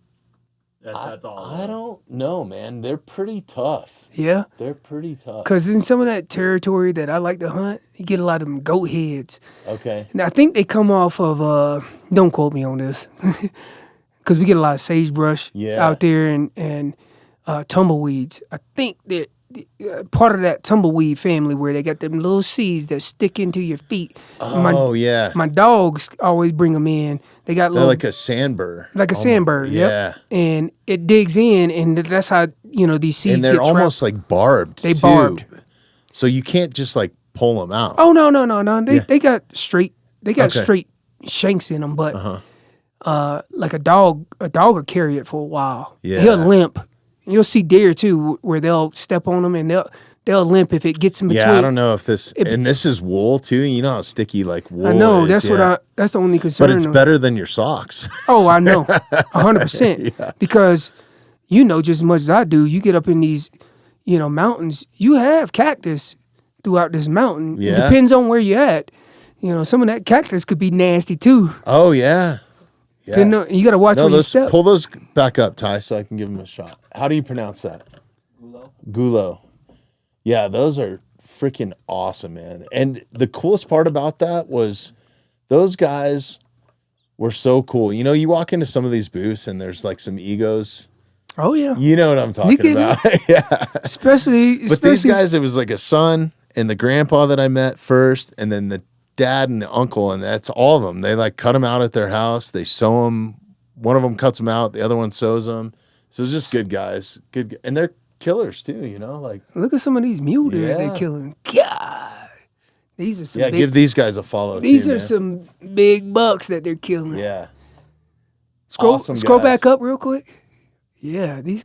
Nice all the way up to the top. Let me see. I gotta make sure I give them a follow too. Okay. Yeah, man. Hit these guys up. They were super cool. I mean, just to talk to, anyways. And they're based right in Utah, I believe. I don't know if I'm getting that right. I met so many people there. I'm getting stories crossed. I think it said they were, let's see, New Mexico? Oh, yeah, they are New Mexico. That's right. Yeah, I'm so excited about those. I didn't mean to go off on a tangent. I'm going to have to hit them up and grab me some. Those. Yeah.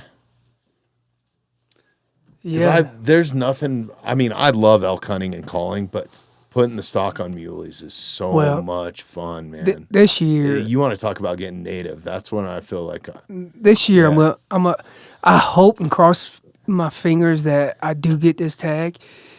It could take 0 to 1 points to get this tag, and it's a good unit that I've hunted before. And, dude, I just want to do a circle back, kind of the 75 days. Yeah. I did that rifle hunt, and it's a late season rifle hunt in Colorado that I like a lot. And after that, we went back into archery, but that particular area requires, during archery season, requires some stealth. And you're only using like rolling hills, and you don't have a lot of big trees and stuff like that. You really got to use the terrain. So this year I want to try to get that tag in archery tag, so I can do that. And I could spend X amount of days because it only breaks during rifle season. Mm-hmm. So it breaks, and it's east of 25. I'm not going to give out the unit, but a lot of the east of 25 tags go extended archery. And I want to try to get this tag and the deer tag, because that allows you to shoot a whitetail or a mule deer. Oh, it's either species, huh? Right. Yeah, or you can get the whitetail ones, but I would hunt the whitetail a lot different than I would hunt the mule deer in that particular area. But you have a lot of farmland out there. And so if the corn is not cut, those deer hide. They just stay. It's a food source for them. Yeah, they just hide. Oh my God! But do they taste good? Right? But those corn-fed deer, holy amazing smokes! Next level. Yeah. And so when they cut the corn, it'll be the time that I really spend down there. And when I get reports from my father-in-law, yeah, we're cutting corn. Like, cool. I know some of these fields are going to disappear, and then these deer are going to start moving because they ain't got nowhere to hide but other than these, like, rolling hills up in these little... It's crazy what they can hide into, man. Yep. Yeah. And you can be glassing for miles and not see them. They could be in a little divot. Yeah. So I want to get that, but now that you said the stalking shoes, I'm like, yo, I might get some of those for if I do draw the hunt. If I do draw the hunt. They did a really cool thing there. I wasn't sure what size to get because I buy boots different sizes than my shoes and stuff. Like I put you the one of those stock on. guys. You one of those guys. They ask, what size should you wear? You say, well, I wear a 10 to a 15. Pretty much. And it does vary, man. I think it varies by the Boot manufacturer, cut. Yep. right? But like I know in Vans is my favorite like stalking shoe. Like if I'm going out here in those acorns and stuff, I'll get the Vans MTEs because they have a little bit of insulation and they actually have traction on them. I don't know if you've ever worn those. And when you break them in, they're almost like a moccasin or something like that. But they're not super quiet. They're not as quiet as that wool is. Right. And so I'll just pull those Vans off and end up going on in my socks. But they had me try on some there, and you step, and I was wearing a pair of darn tough socks at Western Hunt, and they had a little bit of gravel set up in a deal, and you step on the gravel on your sock. So you put one of those on and then step in it in that, and it is night and day difference, man. Oh, yeah. You're going to love them. Yeah. Yeah. Just get you a pair. Yeah, that looks like right up my alley. Yeah. I know that ground that I was just talking about. Boy, they got some cactus out there. I done sat on a few of them unsuspectingly, and then you picking out cactus out your butt for a long time. Yeah, man. So that territory. I fell down one of those areas one time, like slipped on that like loose granite. Yeah. And I just came up with all kinds of cactus in my bow. I was finding them in my sleeping bag the next day. I'm telling you, but that's definitely right up my alley. I know, I was, of course, I married into it a little bit of, my father-in-law hunting down in that area. Yeah. And I got to experience some of that with him. But some of the bucks down there are incredible, dude. It's crazy how so awesome. You wouldn't expect like antelope down there. Oh, it's some antelope down there too. But when you're talking about like giant bucks, look at that right there. Holy smokes! That's one of them, and that's probably. I know they say you don't look at them from the backside. Yeah. I was looking at this deer from about 2 miles away. And he shook his head. He was every bit 200 inches. Wow. I was like, awesome. Good God. Yeah. You shoot that with a bow, you're Pope and Young at that point. I'm telling you. 200-inch buck. So I've only done it a couple of times, chased them with archery equipment, but I'm going to tell you right now, it's fun, dude. Man, if you can get down in the rut too. Yeah. I mean, they get so stupid in the rut. Yep. I've had deer that I haven't shot just because it's like, this isn't even like hunting. Yeah. I mean, you still got to put the stock on them. Yep. But then once you get within that bubble and they're in the rut, and if they got a doe that's hot that they're hanging out with, so they ain't leaving. This area right here is a good one for like a decoy. Yeah. And there's a lot of manufacturers out there, but a good decoy with you on a rut hunt, ooh, you could fool some of them deer just to close the distance 10 more yards. You know? Man. That's so awesome. I'm excited about that hunt. I hope I get that tag, but even if I don't, I'll get a whitetail tag and I'll hunt them a little differently. But the whitetail down in that area, I like the ground blind and tree stand hunt. Man, you got me so excited for the season now. Yeah, man. I love having you in here. I'm actually planning. I'm shooting ideas of. It's no secret. I don't have too many secrets. I think, don't quote me on this, I think I got 9 ram points, Bighorn sheep points. And I'm like, there's a lot of people drawing good tags with archery equipment way faster than they would with rifle tags. So I'm thinking, man, I don't know when the season, if it opens up in August, I'm game. I'm actually getting ready to do some map recon and stuff like that, whether I should cash in and try to do an archery ram hunt, which would open my season up dramatically because I think that, don't quote me on it, I think that season opens up in August. And I think it does because the altitude. And so I'm like, that'll give me time out there in the woods. You should consider too, pull up Adam Welbum's episode. It was pretty recent. It's within like the last 10. If you go to episodes, it's Colorado Rocky Mountain Bighorn Association. He's like the vice president of that organization, and he just hit me up because we're going to help kind of promote it. They're doing like a plated dinner that you buy or something, and you get a governor's tag. Might be worth going to that. It's just in Loveland, you know, like chances could be pretty good. It's Adam Welbon. Yeah. Shout out to Adam. He's an amazing dude that's doing some amazing stuff for Colorado wildlife on the advocacy side. He's on the board of Coloradans for Responsible Wildlife Management. Scroll all the way down. And then he was just appointed the president. Sorry, go back to the links, those red links right there. Bighornsheep.org. Yeah, Rocky Mountain Bighorn Society. They got an event coming up where they're raffling off like a governor's tag. Yeah, them tags. And I'm going to go just for that. I mean, I'm going to support them, but like... Is there like a... you buy a raffle ticket? I think it... Or they see auction what you can it. find out. Yeah. Auction and raffle, totally different. Well, no, there's a raffle and there's also an auction. So they auction one to raise money, and then they're also raffle the other. Yeah. Yeah, that. Yeah. See what you can find out about $25 for the raffle. Yeah.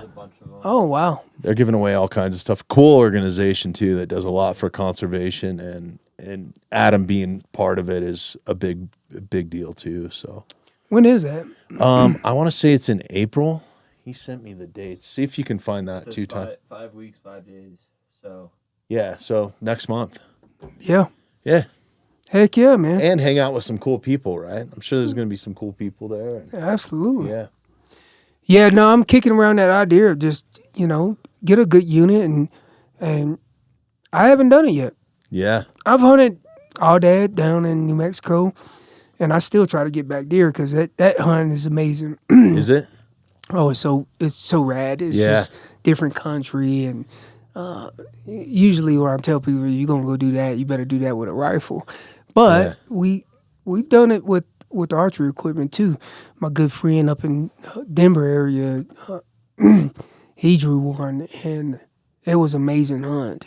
It just so happened that we had got COVID that year. We both were messed up. That'll mess up the cardio. It messes it up big time. So, but we did an archery hunt down there, and then the following year we did a rifle hunt, which was my hunt, and it was amazing, man. I'm still trying to get back down there because that hunt is something totally different than elk hunting. You spend a lot of time behind glass when you're going after these bighorn sheep, goats, and stuff. Mm-hmm. A lot of time going after glass, and then a lot of time planning out a route to get in there, and can I get them out is the question. Oh, yeah, big time. Because some of this terrain that they live in is like, if I shoot them there, ain't no way I need rope gear to get to them. And, yeah. It's not feasible. Sometimes you got to let them go. Because you won't recover the animal. Yeah, man, it's a next level. Yeah, sure. I've never done it, but I would love to. I just I thrive on pushing myself to the limit, man. We were kind of talking about that earlier, where I don't know what it is. Elk hunting is tough. Elk hunting is next level tough, especially if you're grinding out as many days as I do in the woods. Whether it's your tag or somebody else's tag, elk hunting is next level. Well, you're getting up at that 3 o'clock, 2:30 in the morning, like you said. And then, if you're anywhere deep and it doesn't get dark till 8, you might be going to bed at like 10, 11 o'clock. And that's another thing too. Right? So you're sleep deprived. The conversation just kind of pinged in my head because I'm listening to a lot of like, podcasts. I'm looking at videos. I'm doing a lot of stuff this season, like in preps for this season coming up, right? Mm-hmm. And kind of venturing off and kind of picking other people's brains, right? You know what everybody's doing right now? Everybody's in the planning stage. They're in the planning stage of application season's going on, and then if I draw this tag, how many days can I get here, and this, that, and this? When you're planning these hunts, you're thinking about it 365. It's going through your head. You might not be at the range every day because it's super cold or whatever the case may be. You might, me personally, videos, podcasts. I'm listening. I'm picking other people's brains. Even though Jermaine Hodge has a solid plan. Even though I might want to incorporate some of this stuff. So what another person's perspective, right? So they're doing a bunch of planning right now. And when you're talking about like bighorn sheep and stuff, that's another level of planning. It is. And if you ain't ready for it, don't even embark on that. A lot of guys hole. died on those hunts, you know, falling off of cliffs and just all kinds of stuff. You know, they asked me. Lightning strikes. I had a friend. Yeah. I had a friend ask me the other day, "Why ain't you made the stab to go to Alaska yet?" Alaska takes a lot of planning. For somebody that's in the lower 48, it takes a lot of planning. Yeah, or a lot of money with some crazy outfitters or whatever. I mean, there's going to be planes, helicopters. There's all kinds of different variables that are involved. And in that conversation, I told him, I said, I'm not paying somebody. I pay somebody, they flying me in and flying me out. I'm not paying for anything else other than my meat getting processed. But there's a whole bunch of different planning going on. Right. Versus an elk hunt, which I can tell you exactly how to plan. But it depends on what kind of hunt you want. It's kind of the backyard, right? That's honestly why I don't even hunt out of state, really. I mean, it's a lot of planning. It's a lot of planning. It's more days that I got to take and then have to travel. And I love Colorado. I love Colorado elk hunting, and I'm so fortunate for what I have right here. There's a reason why I live here. Right. You know what I mean? Right, absolutely. Yeah. I think planning for the out-of-state hunts, going into this rabbit hole that I just dug. I dug this rabbit hole. It takes a lot of planning. And let's say, you know, for Idaho, for example, I didn't... And more money, too. And more money. Even if you're doing it on your own, the tags are... And more money. Yeah. And logistics, right?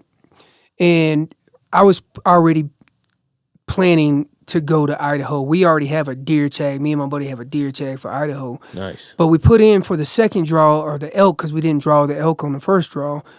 And I had been planning this, like, all right, this is going to be $700-something for this tag. It's going to be X amount of money for this and that. But if you ain't ready for that stuff, you definitely ain't ready to leave whatever state that you're hunting right now. I know we're talking about bighorn sheep, and I know that's a different level of planning that I need to do for myself that I'm not even ready for, but I'm going to make it ready if I do draw the tag. Yeah. But there's a different aspect of it, and you got drive time there. What if your vehicle breaks down? You got to have B and C plans for everything. And if you don't, you're going to run into some roadblock along the way. Yeah, and I'm kind of the philosophy. I mean, it's literally why I train all season long. It's why I stopped going to jiu-jitsu, because I kept injuring my shoulders in jiu-jitsu for some. I don't know if I'm just getting old or no, stiff. they got you in some arm bar. Yeah. You didn't want to tap out. Well, I can't be the guy too that tail between the legs, like, I'm not gonna roll today, guys. You know what I mean? Like, it's just, I don't know. It's just something that's how important archery hunting is to me now. Yeah. It's like I got to be able to shoot my bow. Right. But yeah, my mentality is if you stay ready, you don't have to be ready, right? Because you never know what you're going to do. You don't have to get ready. You don't have that much time in between knowing when you get your tag, right? You're talking a couple months. You're not going to get in shape in a couple months. Yeah. And it's funny, I'm fortunate to hunt with a bunch of family members, my brothers and uncles and stuff. And I will call them like the day after archery closes. Like, hey, I'm just reminding you, we got 324 more days until next archery season. Like, typically, I'm the same way. Like, I'll get it's on. like a running joke, with this. Well, December already starts like your first draws. Yeah. If I'm not mistaken, I haven't applied for Alaska yet, but I think it's in December too. You have Idaho, you have Alaska. Do not quote me on Alaska. I think the last time I was looking at it, when I was really like, I'm gung-ho about to go, it was December time frame. But I don't know if the regulations changed yet. I haven't dug into it yet, but I do plan on making that hunt because I do want to kill a big bull moose on a DIY hunt. Do it myself. Cool. Yeah. And so you got draw season starting in December.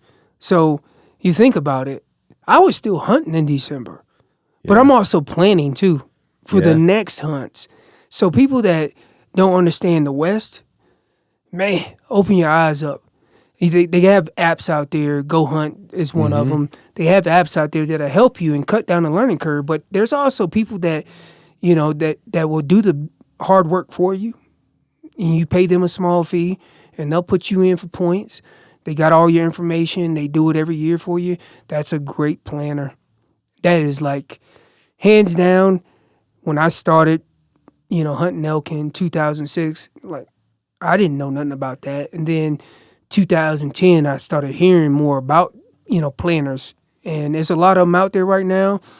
There's some that, I know that are, get you on. Shoot, man, there's so many avenues to take and approach a hunt nowadays that it can be feasible, but it's over a 3, maybe a 2-year time frame.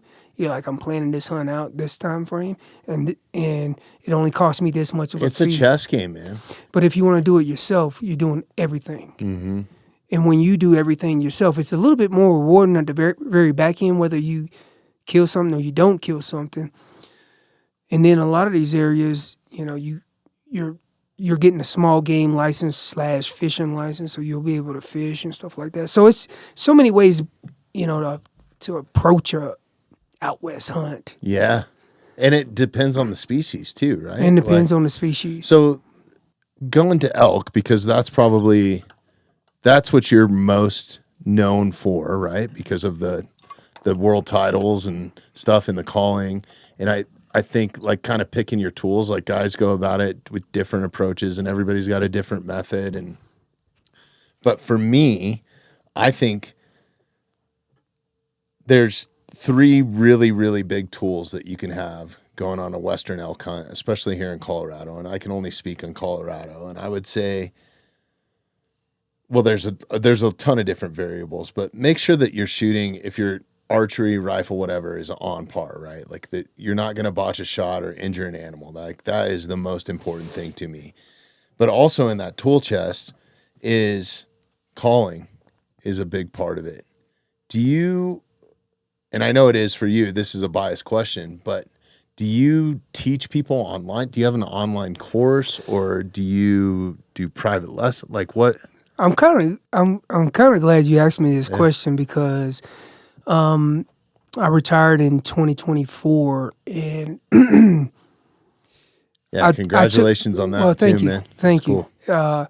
I retired in 2024, and then I contracted in to continue through the Olympic year and see the guys and ladies off and make sure that as a wrestling coach, as a coach, to help them out in any way, any fashion that I could do, whether I'm running practice, doing a little bit of paperwork, or whatever the case may be, and helping these guys out to get them to see them to the Olympics. And then I was done. So August of 2024 is when I walked away from it, and I started, doing my hunting thing, like I do every year.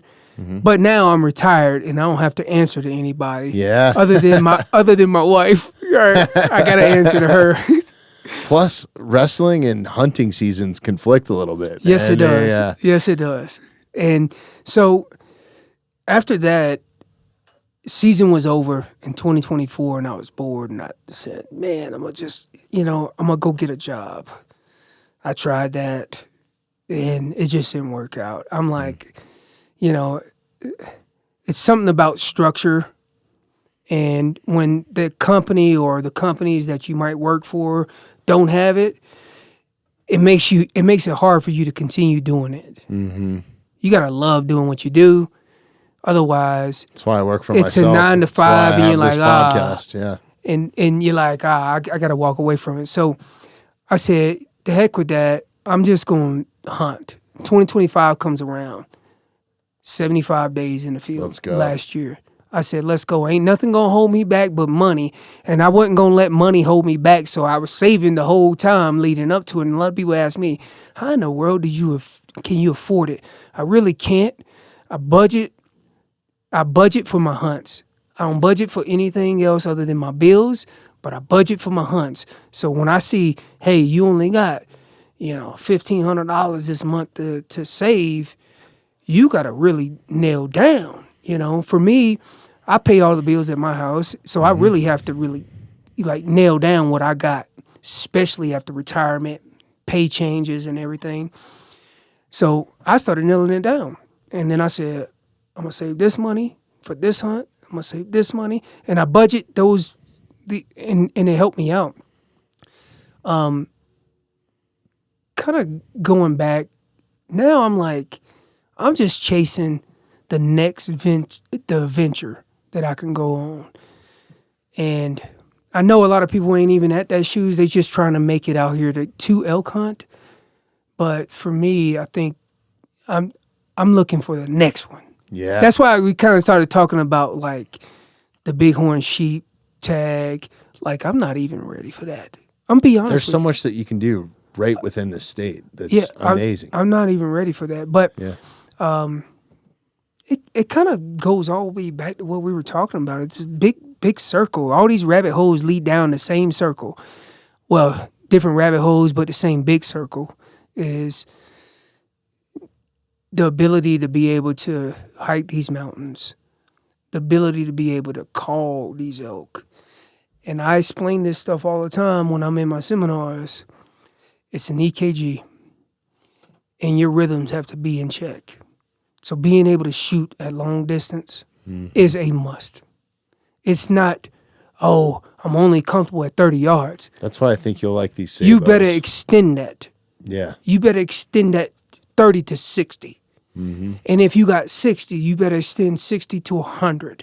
Not saying that we're going to kill an elk at 100 yards, just saying I'm ready when 60 happens. Yeah. Right? And then the budget aspect of things. Like, am I overextending myself? Am I going to put my family in jeopardy? Am I going to go in financial debt doing this? Because no one should ever do that. Mm-hmm. Don't put yourself in a situation where if you can't afford it, you can't afford it. Don't do it.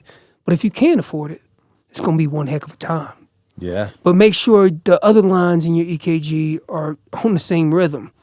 Yeah, because you can't be yourself out. You can't truly enjoy it if you're worried about money problems at home or the pellet stove not working. Like, you got to have everything. It's almost, and I don't want to relate the two, but like, you've been on deployments, like, it's almost like going on a deployment a little bit as far as like, you need to have home squared away because that might not be in communication, right? Obviously you're not getting shot at or, correct, providing medical support to somebody in the field, but hopefully. I'm telling you right now, like, the big planning aspect of things starts at home. Mm-hmm. It starts at home. I get calls all the time between mid-July to August, in between August.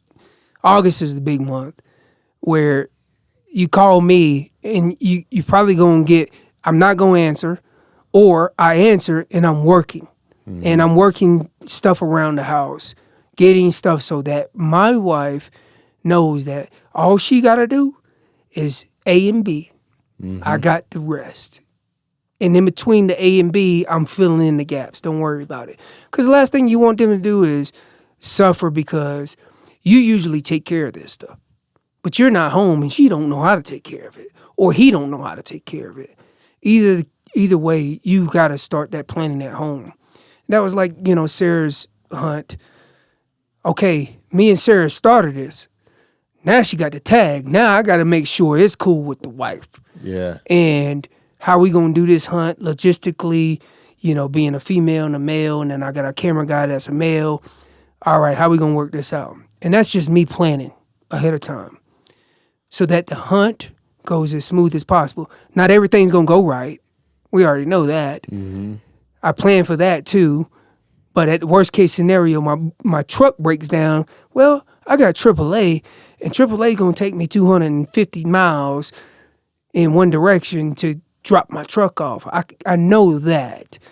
You never know what's going to happen out there, and if you don't plan it at home, don't come out here trying to plan it. Plan it before you get there. And be prepared going and be out prepared. There too, man, because you can kill yourself out there or get killed out there, I guess. That with the kids getting struck by lightning in Colorado, what a freak accident, man. Yeah. I've been close, man, a couple times. You get above tree line, and it's a different world up there, man. That is... God will put you in your place real quick. There's things that you can't control, and there's things that you can control, and you can't control Mother Nature. No. You can't control what Earth is doing. Everybody's equal at that point. It doesn't matter how much money you have, what kind of Garmin, how Right. good your rifle is. Like, All right, when we talk about, we can go down many rabbit holes, but we talk about like this year's cycle with the snow and, I'm big on National Geographic. I'm big on astronomy. I'm big on how the Earth works and how other planets. But if you look at it, centuries ago, we went through big ice age. There was a reason for that ice age. There was tons and tons of heat developing, and that's a different rabbit hole. But Earth goes through different cycles. Mm-hmm. We're going through one of these cycles. We only see a minute part of it where there's no snow in these western states right now. There's snow, but there's not a lot of snow. Mm-hmm. So then the other equation is we're probably going to be on fire because we're hot all the time. Yeah. We're closer to the sun. Your unit might be on fire this year. Your unit might be on fire this year. You don't know. September is like the worst fire season. All it takes is a lightning strike, a cigarette thrown, a power line down. It doesn't matter. And don't be the cause of it, man. Pay attention to those fire bands, man. Because a That's lot of times that I go out, I'll pull into my hunting units and I know that there's a fire band and there's hunters there that are set up with a camp and it's a fire to cook their s'mores or whatever, dude. That's a great point to bring up, man. Just know the don't be the cause of it. Know the rules at the time Yeah. and what you're getting into. I was riding up here to do this with you, and I seen the big billboard sign. They got a bunch of digital signs out, and it's high fire danger. Okay. Here it is, February 26th, and high fire danger. That I can't say it never happens. It doesn't happen around here much often because there's enough snow around here and enough melt off to kind of saturate the ground. It's not like that this year. No. We had one just down the road here a few days ago that they got on right away. But then 2 years ago, even during a rainy season, we got evacuated right here at the podcast studio. Wow. Because there was a fire. I mean, you could see it. If you go out on the deck, you can see the mountain where it was burned, and luckily they were all over it, but it can get bad fast, man. Wow. Yeah. That's just part of living in Colorado or in the mountains in general if you're in a western state. Yeah, and going back to like the kids that got struck by lightning, what a freak accident. Yeah. I say kids because they're a whole lot younger than myself. Yeah, they were in their early 20s, right? Yeah. And I don't know if this was their first hunt or whatever. I don't know the whole story. I only know what I read, and just a freak accident. Listen, I will tell you this. I've been in Colorado since 2005. I've been hunting since 2006 elk. And I've been on the mountain quite a few times where, your hairs on the back of your neck stand up. It's been way time to leave. And, don't play Mother Nature because Mother Nature will play you. Yeah. Whether it's, an ice storm or a whiteout blizzard, you think you have the upper hand. Mother Nature usually has the upper hand above you, especially it will test you. I've been in situations where I shouldn't have been in that situation and shouldn't have never allowed myself to be in that situation where I barely made it out. And I call myself a guru of a lot of things, but I'm not a guru of Mother Nature, and you can't control that. No. You can't. So get yourself in a good, safe situation, the safest as possible, and get yourself off the mountain. But that goes back to planning, and that needs to be a part of the strategy when you're planning, because if you're not planning for a good shelter away from, a bad storm, then it's gonna suck. Next thing you know, you're in a hotel downtown, if you're lucky. Hotel downtown, licking your wounds. I've been there. I know. Yeah. I know. Me too. And it's not fun. Yeah, man, that's the kids. Also, that's the kids, man. And that's so sad. Yeah, it is sad, man. That's sad. It's too young.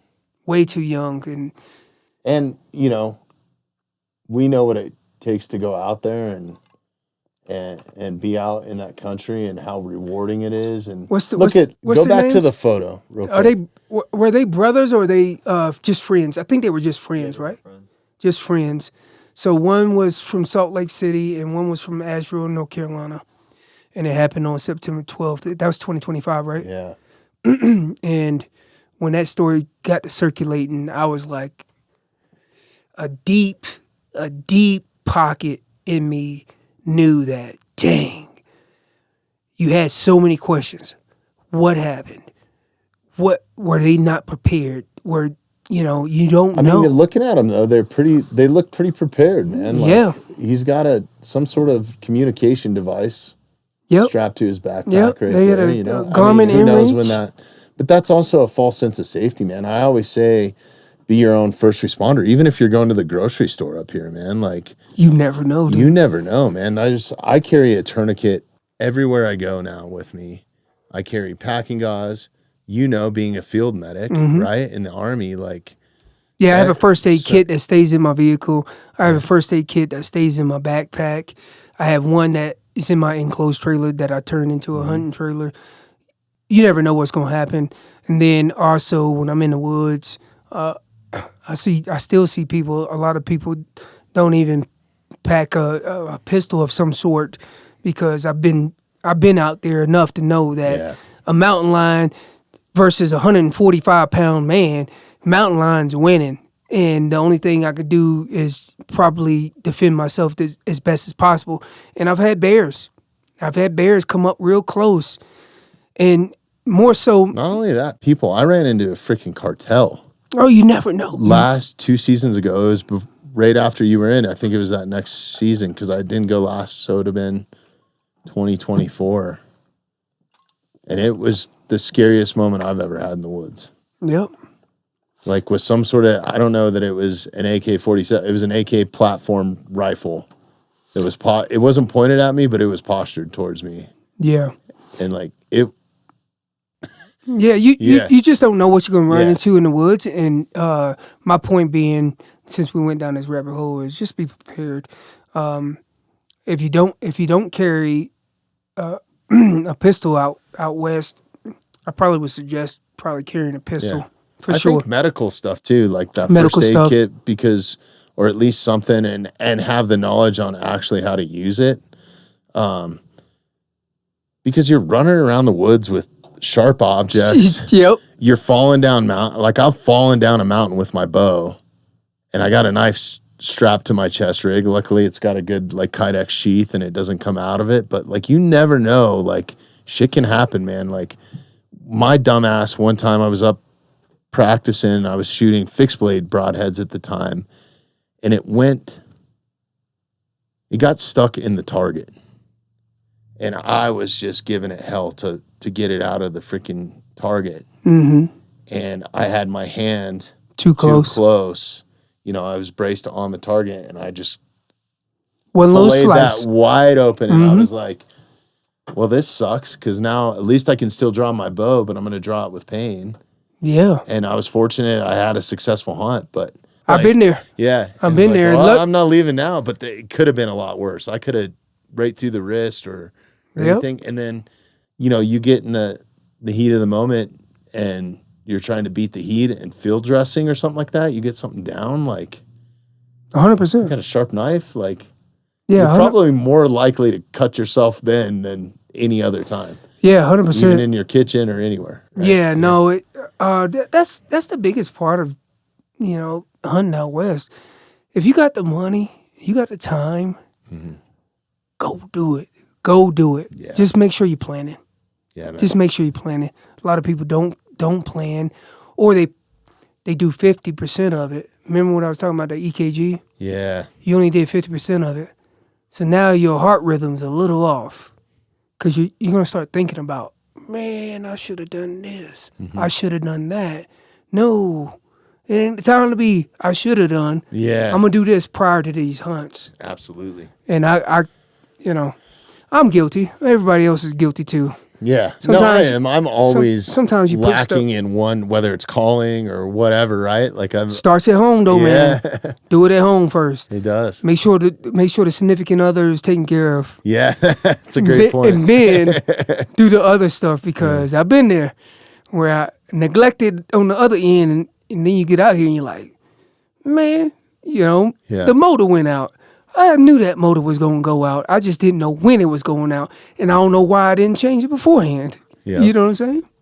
Well, man, we need to wrap it up. We're coming up on time. Absolutely. We've been at it. It goes by way too fast. We need to have you back more often. We didn't even get into any calling or anything. No need. No need sometimes. No I know. need. That's why, I was telling you before we hit record that these second ones are just like, it's just a conversation, and that's exactly what it is. I love hanging out with you, man. This has been a lot of fun today. Are you doing online? Do you have any digital products or anything like that? I kind of went down a different rabbit hole. Yeah, but before we jump off, I want to make sure that we get you all plugged up and Instagram I am follows and all that. creating, remember when I was going down this rabbit hole of me telling you where I was going, and then I went down a different rabbit hole. Squirrel, that's just me. But what I'm trying to do now is create some different content that people can't necessarily get on YouTube or on my Instagram handle. They can get a sample of it on my Instagram handle. But I'm gonna try something a little newer where I invite a crowd that's very, very interested, and they pay a very, very small fee to get information that I'm not passing on to the everyday average Joe. And I want to tackle this in several different aspects, but definitely elk hunting. And I cut my teeth on it, and I pride myself in being as successful as I can possibly be throughout the whole year. And I have so many questions from so many people that, what if and what would I do in this situation? And every situation is different. Like that time I was with Sarah this past season.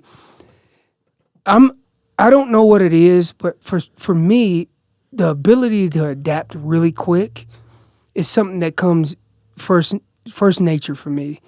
And the sounds that I'm getting responses to don't always work for everybody. But when I'm only getting a certain amount of response from this call, I'll stop doing that, and I'm going to focus on the ones that are actually working.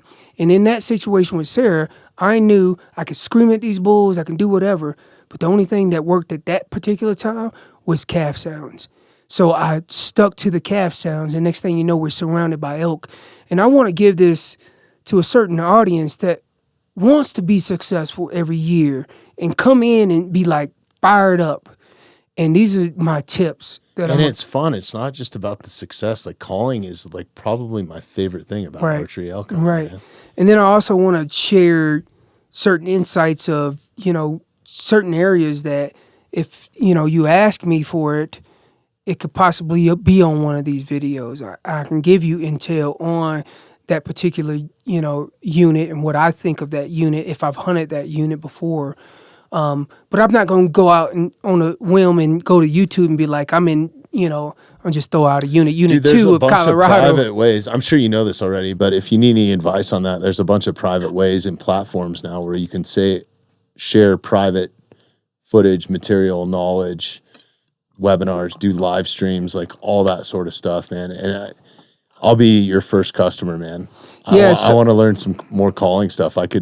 That's one area where I need to sharpen some tools, man. And for me, I know it ain't always, for me, I'm not trying to get rich off this by no means. I'm already retired.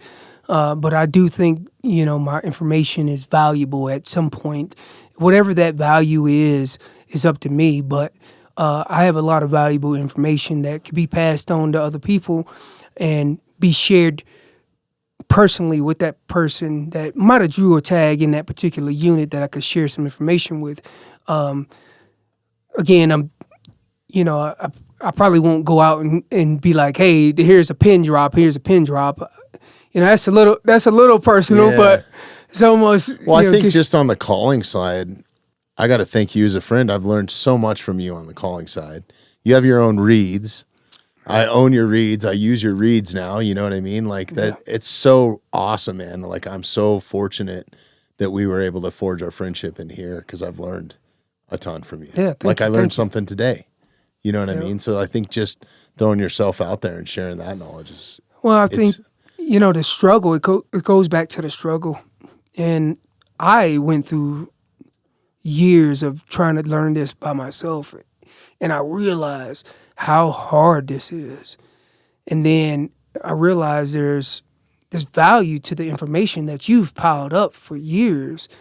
And if you could share that information, whether it's just a small price or just share it for free. Yeah. People value that stuff. And I think right now where I am in my career, I'm like, let's see what this next chapter has. And not everything's going to be priced. A lot of my information is free, but the hard to get information from me. If you had a digital course on elk calling 101 or whatever you want, well, I guess there is something out there already called elk calling 101, right? Yeah, it's Corey Jacobson. He Hoochie Mommy this, Hoochie Mommy that. The founder of. But whatever Jermaine Hodges is, right? Like right. So I changed my. I think I would buy a digital product from you and your reads, and it's a And it goes back to kind of what I was saying. So I changed my Instagram handle because I don't want somebody to get wrong information. Hunt like Hodge. Nice. I changed it. Oh, you did? Okay. To Hunt like Hodge because I'm going to give you my recipe. Mm-hmm. Corey Jacobson's going to give you his recipe. Dirk Durham's going to give you his recipe. Jason Phelps will give you his recipe. Everybody has a different recipe. Yeah. We're cooking the same gumbo. But the Hunt like Hodge has a little bit more spice in it. Yeah, let's go. And that's all I'm trying to do. That's all I'm trying to do. And if I can help you buy the right recipe for your success, then that's a victory for me too. Yeah, because the stories you hear from people all the time, you're like, that's amazing, man. How did you're picking them brain. How did you endure 15 days of no bugling and then you broke out the magic recipe and you won? Mm-hmm. How did you do that? Because that's intriguing to me because you were sipping on the same Kool-Aid and you endured it to the end and then it happened. That's an amazing story to me. Yeah. I don't care who you are. That's an amazing story to me. And it could be I just pulled up truck and I blasted a call that Hodge would have done, and it worked. That's success. Yeah. And their success is my happiness. I guess I would say that. And if they're successful, I'm happy for them because I already know how hard it is. Yeah, man. Anybody that's winning in that's a big win. You look at the success rates, it's a huge win. So round circle is like me coaching again. Let's go. I'm just going to coach a little bit. All right. Well, any way that we can help you here, brother, man, I really appreciate your friendship, driving 2.5 hours to come see us today, man. Like, you're welcome here anytime, too. Well, I appreciate it. I really appreciate it, Jermaine. Yeah, absolutely. This was a great episode. Follow Jermaine Hodge or Hunt Like Hodge on Instagram. Do you have a website? Oh, we do. We got the Colorado High Up 2 hunters. Oh, yeah. There you go, Tyler. I'm still part of the team. They ain't kicked me out yet. Oh, okay. That's good. Why would they? That's a good photo. Awesome, man. Yeah. Give Jermaine a follow, and then game calls. You gotta give my buddy Patrick Luttrell some love too. He's a 2-time world champion. Elk caller too. Yeah, so let's go. He's a good guy. And then any other shout outs, calls, or anything you got? Shout out to Phelps Game Calls because I'm gonna tell you at the Western Hunt Expo. Well, we did 2 shows at once. We did the Portland one and then we did the Salt Lake City one, and both of them were banging. Of course, shout out to Salt Lake City's team that Dirk Durham put together because they rocked it, man. I got to the booth and I was like, I don't think I need to make one call because they sound so beautiful. It was awesome, man, hanging out over there. I was entertained the full 20 minutes I was standing in line to talk to you. All them guys sound amazing. And not cool people, too, just man. Good people, down to earth. Really good people. And then not only for the team, but the calls are amazing. They are. I love them, man. Hands I've been down. running them the last 2 seasons, and those ones with the American flags are so cool, man, to me, because I'm a patriotic dude. And it's awesome, man. And a little bit of a shout out to some of these other companies, ones that I rock a lot, and I'm gonna put muddy gear through the ringers this year. Much love because their stuff is amazing. I'm just wearing it every day, just kind of getting the feel of it, but I got to feel some of their gear, and I'm impressed. Nice. But there's a lot of good clothing companies out there, but I'm going to rock some stuff this year. Hopefully you guys will see it in the films in the future, but Muddy Outdoors, they're known for stealth, their cameras and muddy cameras and their tree stand stuff, but they got a clothing line that, oh my God, it would rival the best. It makes a big difference. It'll out rival there, the man. best. And we're talking about being prepared. Like, yeah. Don't shim on some of your gear, boots, clothes. Yeah. Because you don't want to get cold out there. You're going to be living in it. Oh, you're going to be somebody spending like a lot me, of time in it. Somebody like me that has to have an extra puffy in the That's me too. In the backpack. You got to be prepared. So your gear is one of them. But yeah, no, it was an amazing show down in Western Hunt Expo. There's a lot of companies out there that are amazing that I stand by. Bow Hitch or Mondo. Yeah. Listen, a lot of people, listen, I ain't got to carry that bow. That bow sits ready. That's another company that's, okay. A sleeper company. It's just literally how he designed it is perfect. Strap it to your pack. And I can't wait to try out their rifle sling. They got one that is quick attachment to their rifle sling. I just picked it up. Nice. So that way when I'm in the woods and I'm ready to go and I'm walking and hiking, next thing you know, that big buck shows up and you walked up on him. You ain't even ready because your rifle, your rifle or your bow's in the backpack. Yeah, man. Something to think about. All those little things are huge. Yeah. Well, it's awesome, man. It's been awesome hanging out with you today. And like I said, you're welcome back here anytime, brother. Okay. Appreciate it, man. All right. Absolutely. Thanks, everybody, for listening. Tyler, take us away. Thanks for listening to the Mountainside Podcast. If you haven't had a chance to do this already, please take a moment, follow, like, subscribe, or rate on whatever platform you catch the Mountainside Podcast at. If you'd like some more information on upcoming episodes, safety tips, access to all of our affiliates, and all the badass discounts that we get here at the Mountainside Podcast, check out themountainsidepodcast.com.